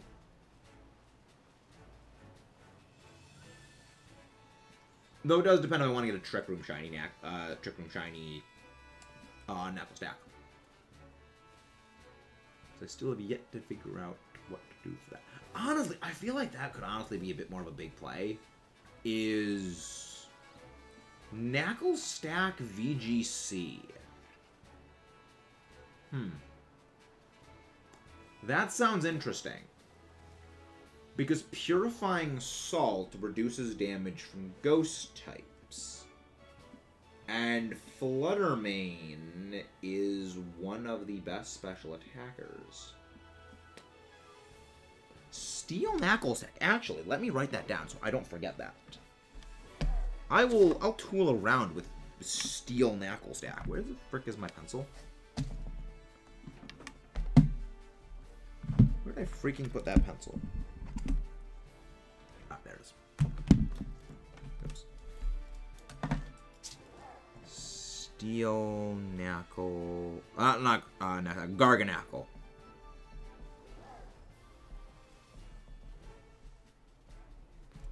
So, terrestrialize it into steel. Your steel types, you can body Fluttermane with your steel moves. You will.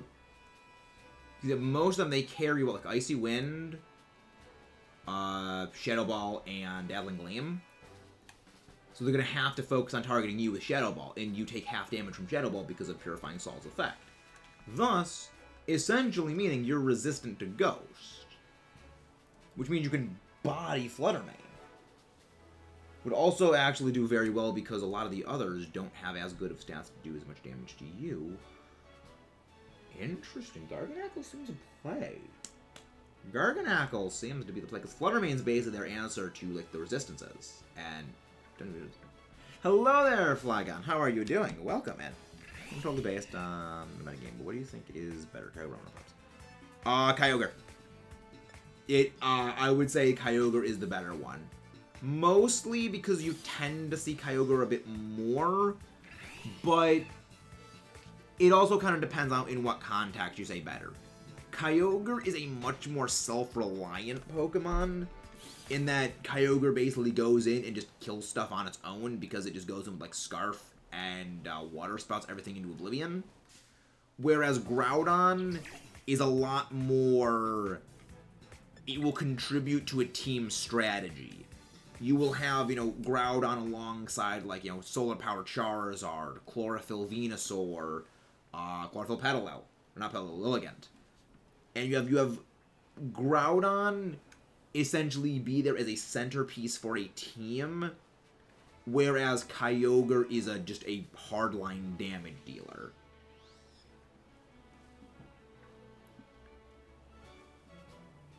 Yeah, Gastrodon bodies Kyogre.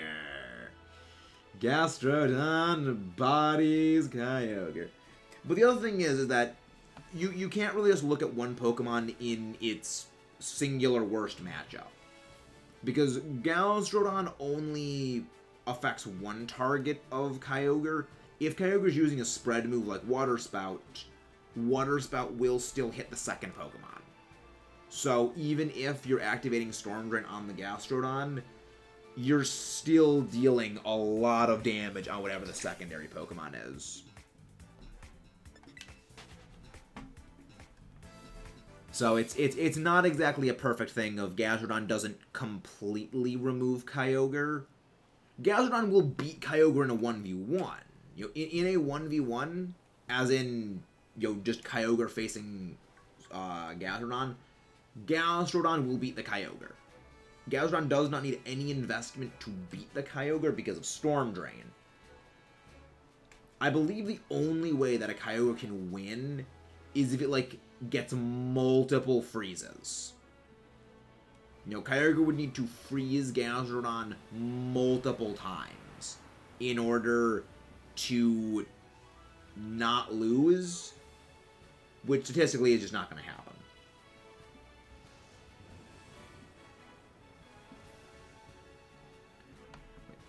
But being able to turn the strongest move of the game into special attack boost. It is. It's one of the reasons I love Gastrodon. Though Gastrodon likely is gonna fall off. I mean, actually, no. When Kyogre comes back, it definitely Gastrodon could see a big resurgence. But yeah, again, it's comparing them to their weakest matchups is not exactly, I think, a good way of looking at it, because they are very different other ways. You know, Gastrodon does body Kyogre, but it also, Kyogre will have means as an ally that are capable of dismantling a Gastrodon. I mean, also, it's one of the reasons why you would occasionally see Galarian Weezing, or just regular Weezing, on a Kyogre team to disable the Gastrodon's ability to use Storm Drain. So they all have their ways around their bad matchups. Multiple freezes aren't going to happen. I'll let to my luck. I mean, fair enough. Fair enough. But you have it's a 10% chance of freeze with Ice Beam. And then getting that again is another 10% chance when it thaws out. It's the statistics don't work out well in the Kyogre's favor there. It's possible. Anything is possible. But it is unlikely.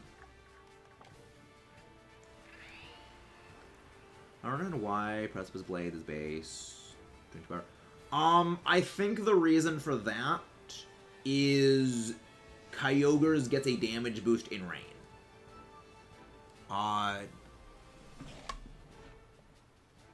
The thought could. If Gastrodon uses Scald, which all Gastrodon carry Scald, it immediately defrosts.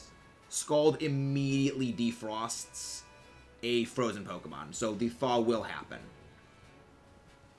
Yeah, that's one of the interesting things about the freeze status. If you're using a fire type move, you are using Scorching Sands, Scald, or Steam Eruption.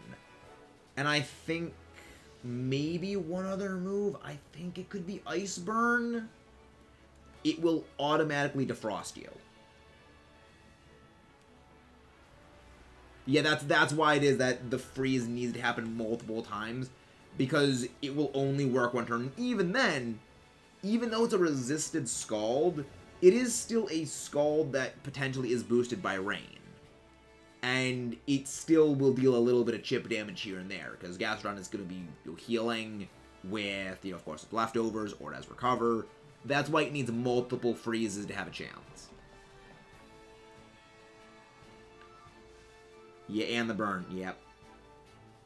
Yeah, that's the reason why it needs multiple freezes to happen. And when I mean like multiple freezes, I mean it needs to freeze, defrost, freeze the next turn, defrost, freeze the next turn. It basically needs to do that until it just slowly whittles away Gastrodon's HP. Statistically, it's possible, but incredibly unlikely. It's why, like, that consideration of Gastrodon simply beats Kyogre is pretty much taken as an absolute, that it cannot be relied on for that to happen. I feel like Kyogre is better than Groudon in general, but some teams are... I wouldn't say some teams are better than Rain teams. I would say that there's definitely plus points to both. I would agree that, yeah, if you're just comparing Groudon to Kyogre, yeah, Groudon is definitely worse than Kyogre. But when you're going into an overall team strategy, Sun, I would say, is a more cohesive team, because Sun gets more benefits. Water, they get benefits in damage, but almost everything that gains a benefit from Rain is itself a water type. They are, well, a water type, but there's also, steel and grass types also do benefit from it, as well as electric types offensively, as well as some flying types because of Hurricane. But most of Pokemon are relatively a bit more centralized, whereas you have Sun, where Sun benefits fire types in that it reduces the damage they receive from water moves, it gives them Solar Beam access with no turn of charge up, it activates grass types with Chlorophyll, their speed boost, it increases fire types damage. You know, there's a few more benefits that Sun teams get because it gives them more diverse options. Though for me, I'm always gonna say Sand team's number one, baby. I'm always gonna say Sand team's number one. And yes, I am biased on that because I love Sand teams. They are what I run. Yep, growth does raise both of your stats by 2 in Sun. I don't actually think I've ever seen a Sun growth team. Your opinion on removing hail? I think it is a universal improvement of removing hail. Because the main issue that hail teams had was everything pretty much needed to be an ice type or have a very specific ability in order to not get damaged by the hail. Thus, it limited the variability that a hail team could conceivably run. Sand teams can do extremely well because there are multiple typings that are accessible to you and have multiple different ways of being usable. You know, you can have there's a ground type that isn't. There are ground types that are immune to water, so you can use that to patch up your patch up your weakness to water. There are resistances to, say, grass or other typings that other members of the thing provide. But when it comes to hail teams, it's ice or nothing. You know, there's a few Pokemon that get Slush Rush that are not ice type themselves, but it's pretty much just that. I mean, also Ice Body, but I'm pretty sure most Ice Body Pokemon are also ice type themselves. And then that limits your options. But the Snow change makes it so that ice types get a boost to their physical defense in the snow, but it doesn't negatively impact other Pokemon, giving you more options. We're just shiny hunting electric types right now. We are shiny hunting electric types, nothing in particular. Yeah, I vastly prefer snow to hail. I vastly prefer snow to hail. Actually, one sec. Get something.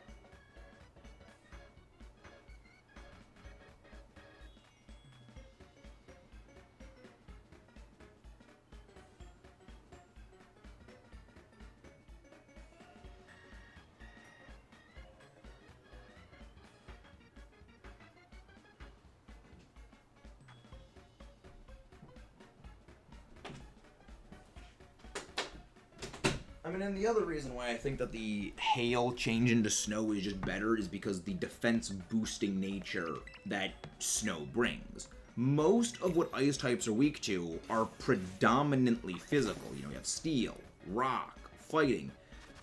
They are almost exclusively physically based. There's a few exceptions, to this. Yes, there are physical steel. There are special steel types. There are special fighting types. There are special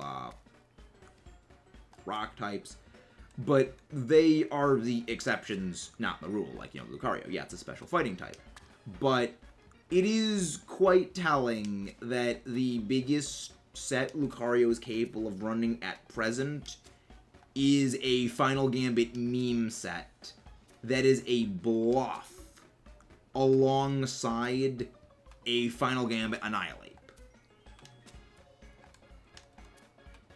And when you consider that, yeah, a lot of the ice types tended to not have particularly good physical stats, and that a lot of the ice types are also like have a secondary type that actually is like sometimes give them a neutrality to fire, it actually helps cover up their weaknesses quite well. Yeah, but the fire types are a separate thing altogether. They are definitely something that you can't really avoid as much. But most ice types generally have some ways of dealing with fire. You know, as in they have a secondary typing that gives them a neutrality to fire. And especially now with Excalibur existing, using a fire type move against an ice type when you have a Excalibur on the team with the ice type now can do nothing but bite you in the butt. Because anytime a Excalibur gets hit by a fire move, it gets stronger. And it also cannot be burnt. You know, that's why, if we get Alolan Ninetales back in with the DLC, I think snow teams are going to shoot up to just being one of the best. Because a while back, I did a bit of a back calculation for effectively what would Glaceon's physical defense be in a snow setting if it was staying ice type. And Glaceon's natural physical defense base is 110. And a lot of people think, oh, yeah, it's going to go to, 164, 165, because that's how that works. That's not how the base stats work. And I did the back calculation by hand for figuring out what would Glaceon's effective physical defense be. Its physical defense shoots up to 191 effective physical base defense.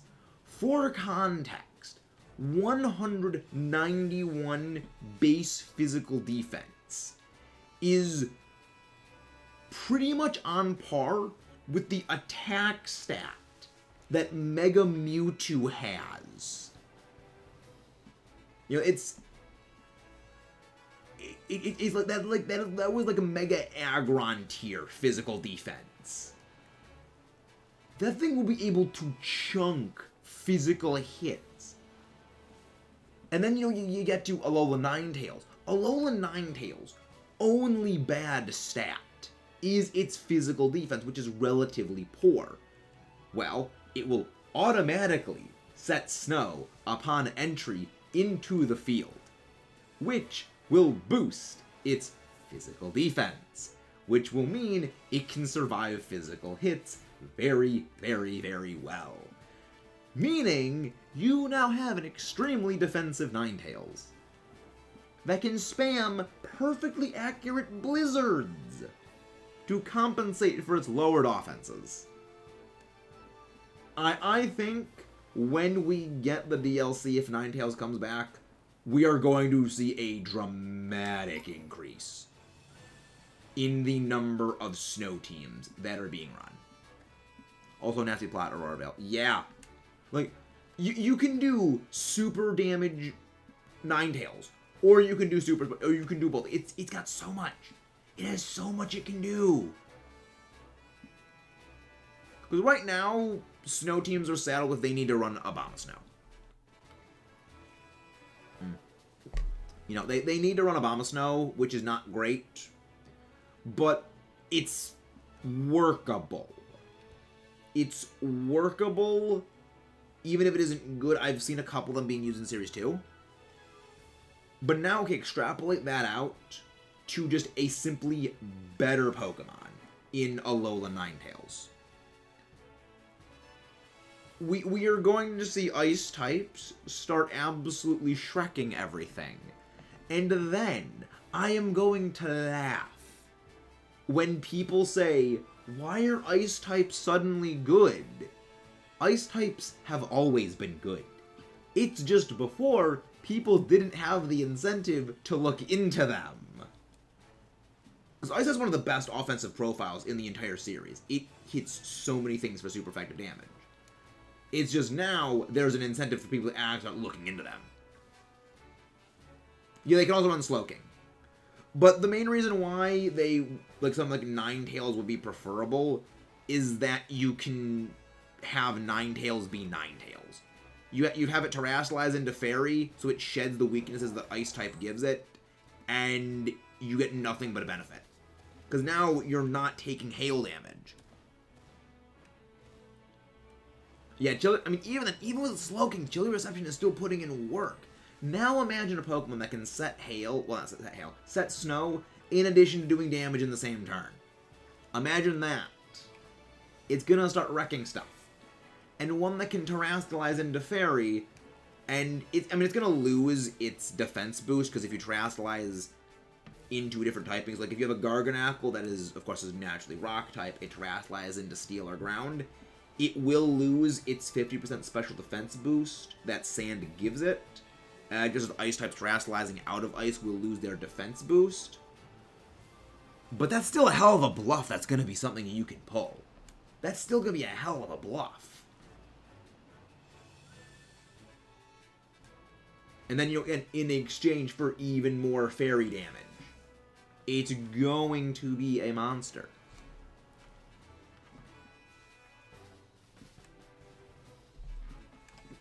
And then it still gets freeze dry. So yeah, it still gets that move that hits water types. Yeah, I think that with an increased availability of freeze dry, the change to snow, and Chilly Reception as a move, I definitely think ice types are going to become a lot more prevalent. Because like you've got Excalibur now, because one issue, Galarian Darmanitan was a monster. Galarian Darm was an absolute monster.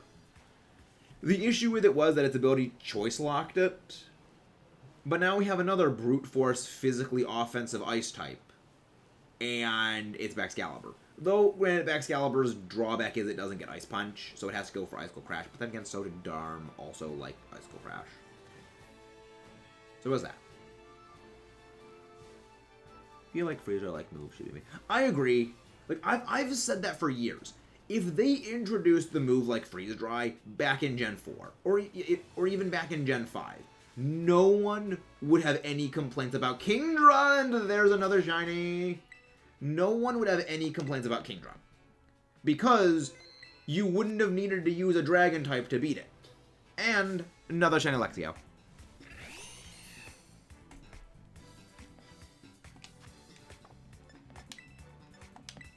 It's like, yeah, if you, I honestly feel like if you added Freeze Dry back in Black and White or like Gen 4, Fairy would never have existed.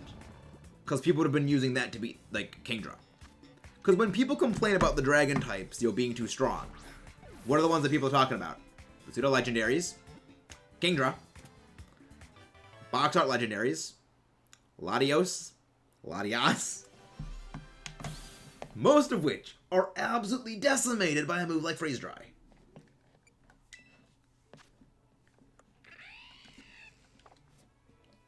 And with that, we have another shiny. I think that we're gonna head into the place, the place where Shink spawns. That way we don't run the risk of encountering another phase. I remember saying like the best way to make like bug types better, like okay, you make like an anti-dragon move, like a move that is bug type that deals bonus damage to dragon types, and immediately Hydreigon becomes so much less of a threat. Because if people complain about Hydreigon, okay, add like a bug move that deals bonus damage to dragons. Or like a fighting move that deals bonus damage to dragons. Immediately, Hydreigon becomes a less of a threat. Because, yeah, Hydreigon's big thing was that it was a pseudo-legendary dragon with a lot of bulk that wasn't quad weak to ice. So it didn't need to run, Yachtberry. It could afford to run Life Orb. But now, here's a move that will completely body it, and it needs to run a different thing other than Life Orb, and it's no longer as big of a threat. But now Tera types happen, and that type changing nonsense. Yeah, honestly, frickin' Hydreigon is great. It's very good seeing Hydreigon be good again competitively, because it just changes its typing to shed the fairy weakness.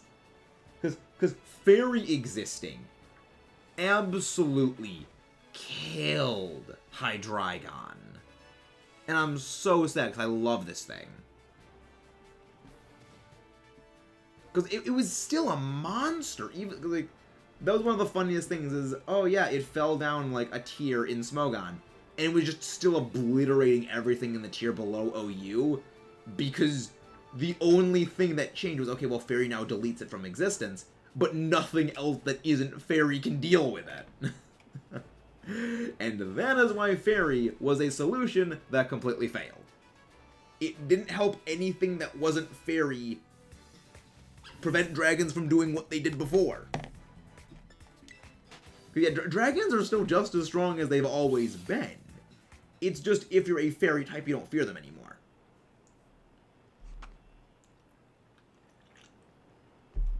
But if you don't have a fairy type or a fairy type, if you do not have a fairy type, or your fairy type has been eliminated, well, the dragon type is just given the exact same free range it had before. It's capable of just doing exactly what it did before, again, very easily. Which is kind of why it wasn't really a solution that worked.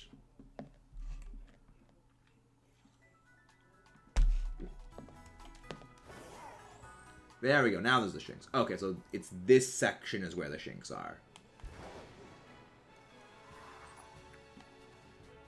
So like, where the heck were all the Shinx? I thought they were in the Badlands, but no, they were just in this section of the Badlands. But there we go, we found them. Now look for our shiny. But yeah, I think that this is going to be our last sandwich for the day. It is getting a bit late, close to dinner. And I do have a couple of other things I need to work on, unfortunately.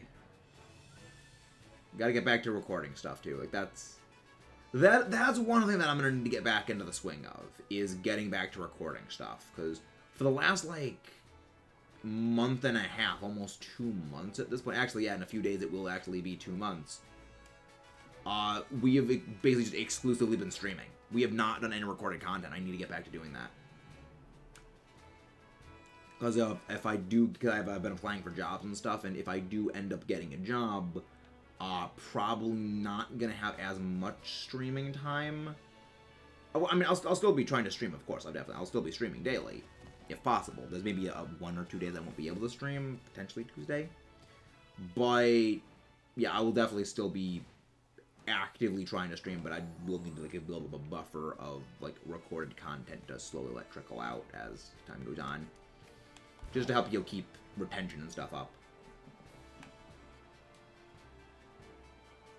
But those are problems for future Maxes to solve. Those are future Maxes problems that he has to solve. Hopefully. Because yeah, once I get a job, I'll be one step closer to the goal of being able to attend regionals. That's what I'm excited for. I'm excited for being able to potentially attend regionals. Because just, you know, put a little bit on the side to go travel to regionals would be fun. Though the problem with that is, yeah, potentially not being able to stream on those travels. I'd figure out something. I'd figure something out for those days.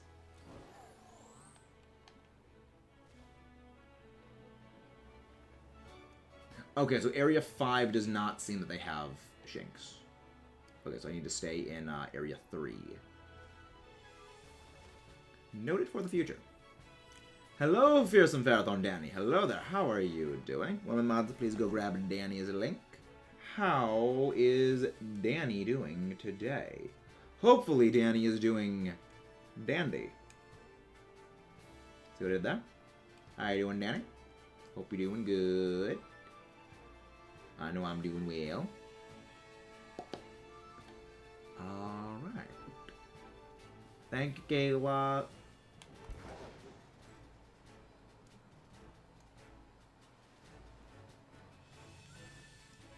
Thank you. Give me a Shinx. Give me a shiny Shinx. There's definitely a good amount of spawn though, so this is definitely the good place to go for it.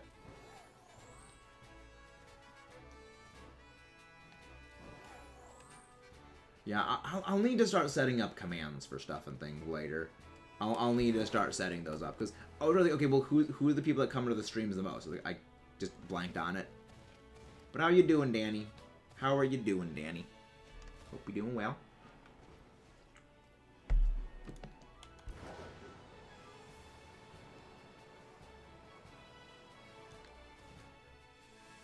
Yeah, this was where the tragedy happened.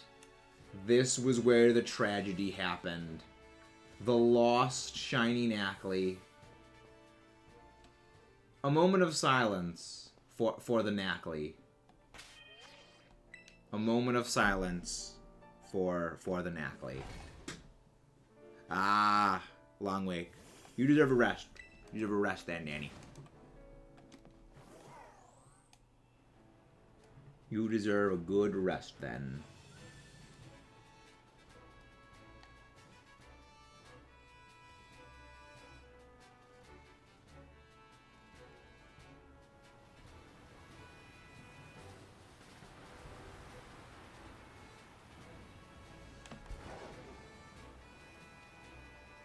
It seems that it's pretty much just confined into in here. I think it's just confined into here that the Shinx the Shinx are appearing. I'll need to figure out the best. I mean, I think that this is definitely the best place to hunt for it. The place.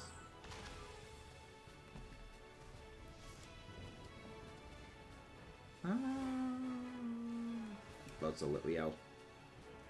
I keep thinking that Litleo is a shiny Shinx because their color schemes they're not the same color scheme, but they're somewhat-ish similar.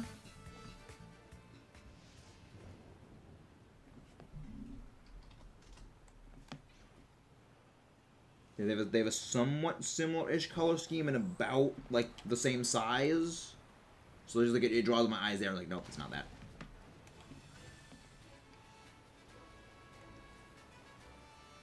Which honestly worries me that I'm gonna find a shiny Shinx and think it's just a Litleo. Area 3, there we go. Like, why was it? It was just flicking back and forth between the two of them. It's like, nope, this is Area 3 now.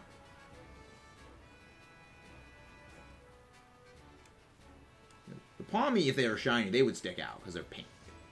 They wouldn't blend in as much, which is actually good. Yeah, that's kind of a good thing of a shiny that doesn't change all that much is if it stands out from the background a lot more. Like the, Zoro did with the water. The green definitely stood out a bit.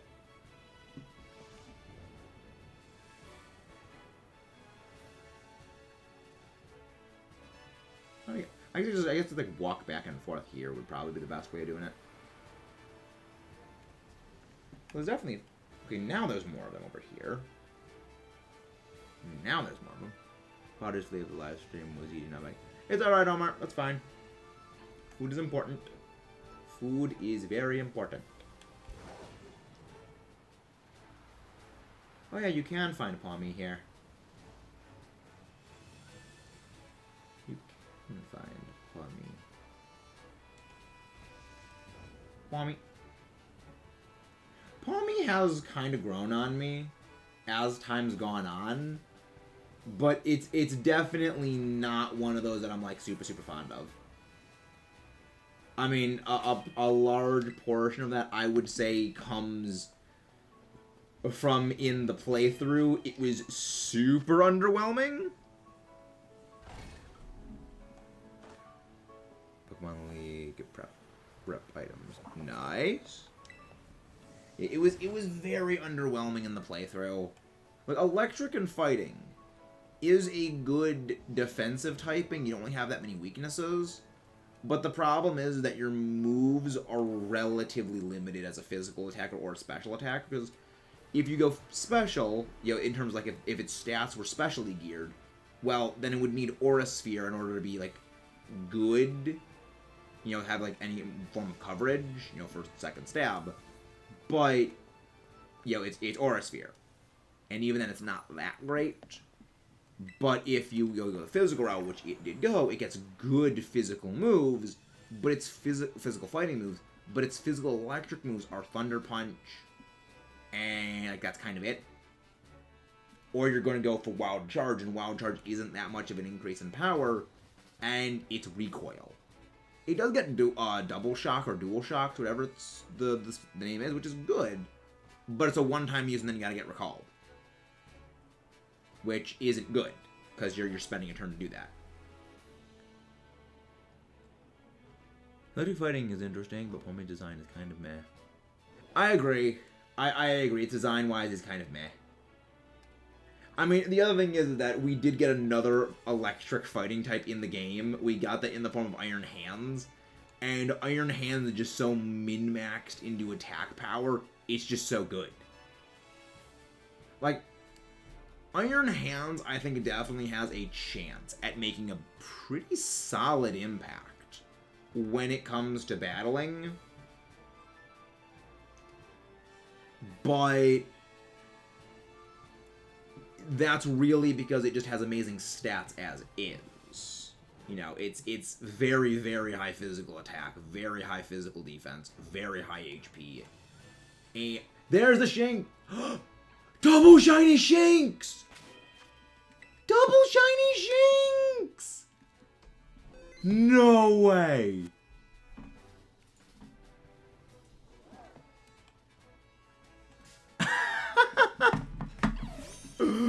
Oh my gosh, that's great. Double shiny Shanks. Now we just gotta hope the other one doesn't run away. Okay, there it is. Right, there's the other one. I have the other one in my sights. That's a catch. There we go. What a way to likely ending this off. Let's freaking go. Let's freaking go, people. Love it. Nope. Nope. No Shanks. Nope. Nope. Nope. There's the shiny. There's the other shiny. I will take the shiny. Ding! Sparkle! Oh my gosh, we're getting raided. Oh my gosh, right as that happens. Hey, welcome in Christopher Kitterman. Welcome in Muddy Buddy. Welcome in Omar. Welcome in Switchblade. Welcome in, guys. You guys just came in as we found a double shiny Shanks. So we went over to this thing where all these encounters were, and there were 2 shiny Shanks right there. Big yellow. You got the big yellow cat. I have a big blue dog. Neat. Welcome in, guys. Thank you guys for coming in with that raid. If you guys haven't done so, please don't forget to leave a like and subscribe, as well as a exclamation point Discord. We'll bring up the Discord of the channel. Don't forget to stop in if you guys haven't done so already. But how are you doing? How did the stream go, Al? What were you doing? Were you shiny hunting? Hope it went well. Also, thank you. Someone who says it's a yellow cat. Thank you. Someone who acknowledges that it's a cat. That's man, I just... Nice! Nice, Brain Remmer. Thank you very much. I'm very happy that I got the double shiny. I'm very happy on that. We still got a few more minutes. We've still got a few more minutes. You know what? While we're doing it, let's just go into Area 0. Let's just go into Area 0 to see if we can maybe find another Iron Hands. Or maybe we can find a Belly Bolt. I don't know. Maybe we'll find something. I mean, I also do relish any excuse to go to Area 0 because I freaking love this place. This is legitimately my favorite location the series has ever made. I love this place. It's awesome. Love it. Iron Valiant. Hey, thank you very much, Switchblade, for the subscribe. Thank you very much. Got Iron Valiant, Iron Treads. Lovely. I love the Paradox shinies. Like I know a lot of people don't like the Paradox shinies. I love the full chrome. I love the full chrome. You're not shiny, are you? No, you're not. Okay. I felt the need to check. Because I know Raichu doesn't change all that much. But I wanted to check. Well, I'm pretty sure I already have Raichu in Sword and Shield for the Shiny Living Dex. But yeah, I'm gonna try to look for Belly Bolt. So I'm pretty sure Belly Bolt is somewhere nearby here. Oh yeah, right. Super Mecha Robozilla is also electric. I forgot about that. Iron Thorns, you hurt me so much. Iron Thorns causes me much anguish. I love it. I love its design. But it's so bad. It's so bad. Is this where the Belly Bolt are? I know this was Belly Bolt. There we go. Belly Bolt and Tadbulb.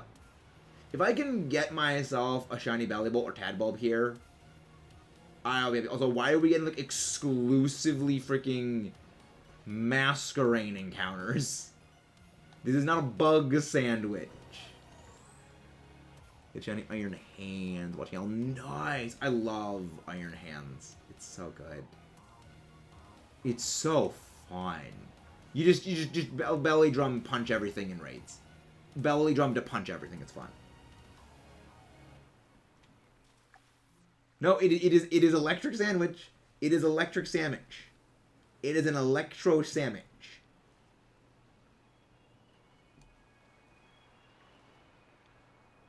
It is an electro sandwich. But yeah, Belly Bolt really has a very narrow spawn area, I'm pretty sure. It's like just by the water. Very close to water's edge, I'm pretty sure. Bug Shamich. Shimich. Shamach. Shamiches. Honestly, I love the sandwiches in this game. They don't make any sense. But I kind of like that they don't make sense.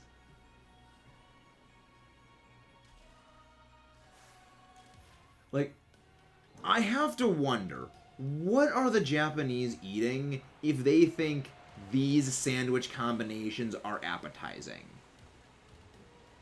Like, what are they eating if they think a, like, sandwich that consists of pickles, peppers, salt, spicy salt, I should say, or like, you know, bitter salt or sour salt or sweet salt with burgers and tomatoes is appetizing. What the heck are they eating over there? If they think that's appetizing. Makes no sense. It makes no sense.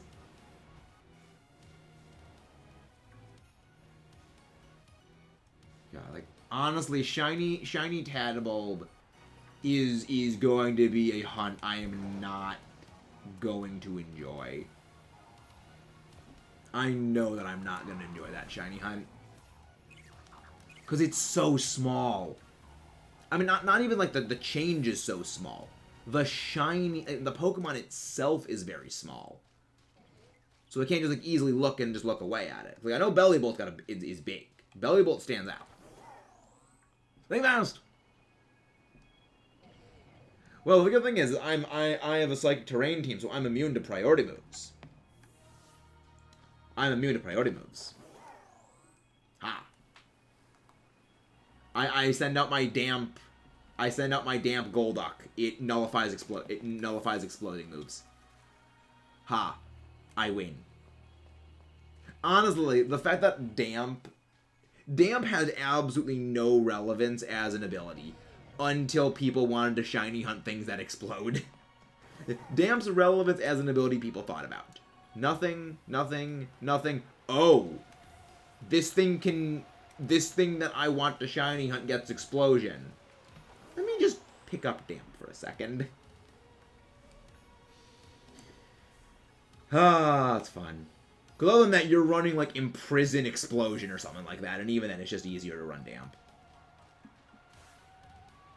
It's just easier. We found 4 Shinx. We found, well, we found 2 shiny Shinx and 2 shiny Luxio. 4 of them were male. Surprisingly.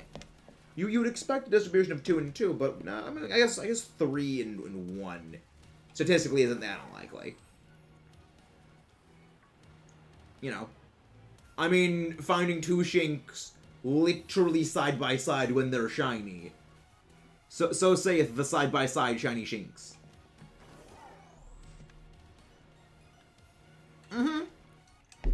We found 2 Luxio. For that I thought it was a shiny Palmy. We found 2 shiny Luxio and we found 2 shiny Shinx. Remember, we're going for a shiny living dex, Connor. We're going for a shiny living dex, remember. So we need to get all of them. And all of the spares that we all the spare shinies we find, they are going into a giveaway bin that, pending some future point, we are going to do a giveaway for them. I've still yet to really figure out when that giveaway is going to be done, but it will be done. And honestly, it might actually be relatively soon with how many duplicates we're just accruing. Because we have accrued quite a few duplicates. And I would like to free up some space in my PC. But I'll just need to figure out a day to do that on.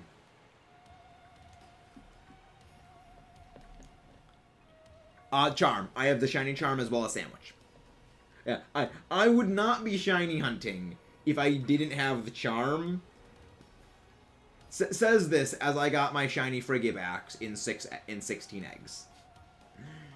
Honestly, like I still laugh at that Frigibax for no reason other than the fact of I did that Frigibax hunt with eggs for no reason beyond I had no idea what to stream that day. And I was like, this is going to take a while to go do. We're not going to get the shiny anytime soon. So this will give me a buffer of content. And then we got the shiny.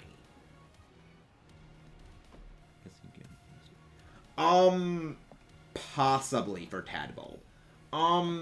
My plan for Tadbulb is, if I can, do outbreaks. You know, if I can do an outbreak for Tadbulb, I would do it. Depending on how far we get into the decks, then I will do it. But that's all pending, you know, future things. Because I know Tadbulb outbreaks. I got a Tadbulb outbreak a few days ago, and we were going to stream the shiny hunt of the Tadbulb outbreak, except for the fact that the outbreak spawned inside of a wall. So I couldn't do anything with it. But with that, I say we go on a raid. I say with that, it is raiding time. Money more from Power Rangers. Shared.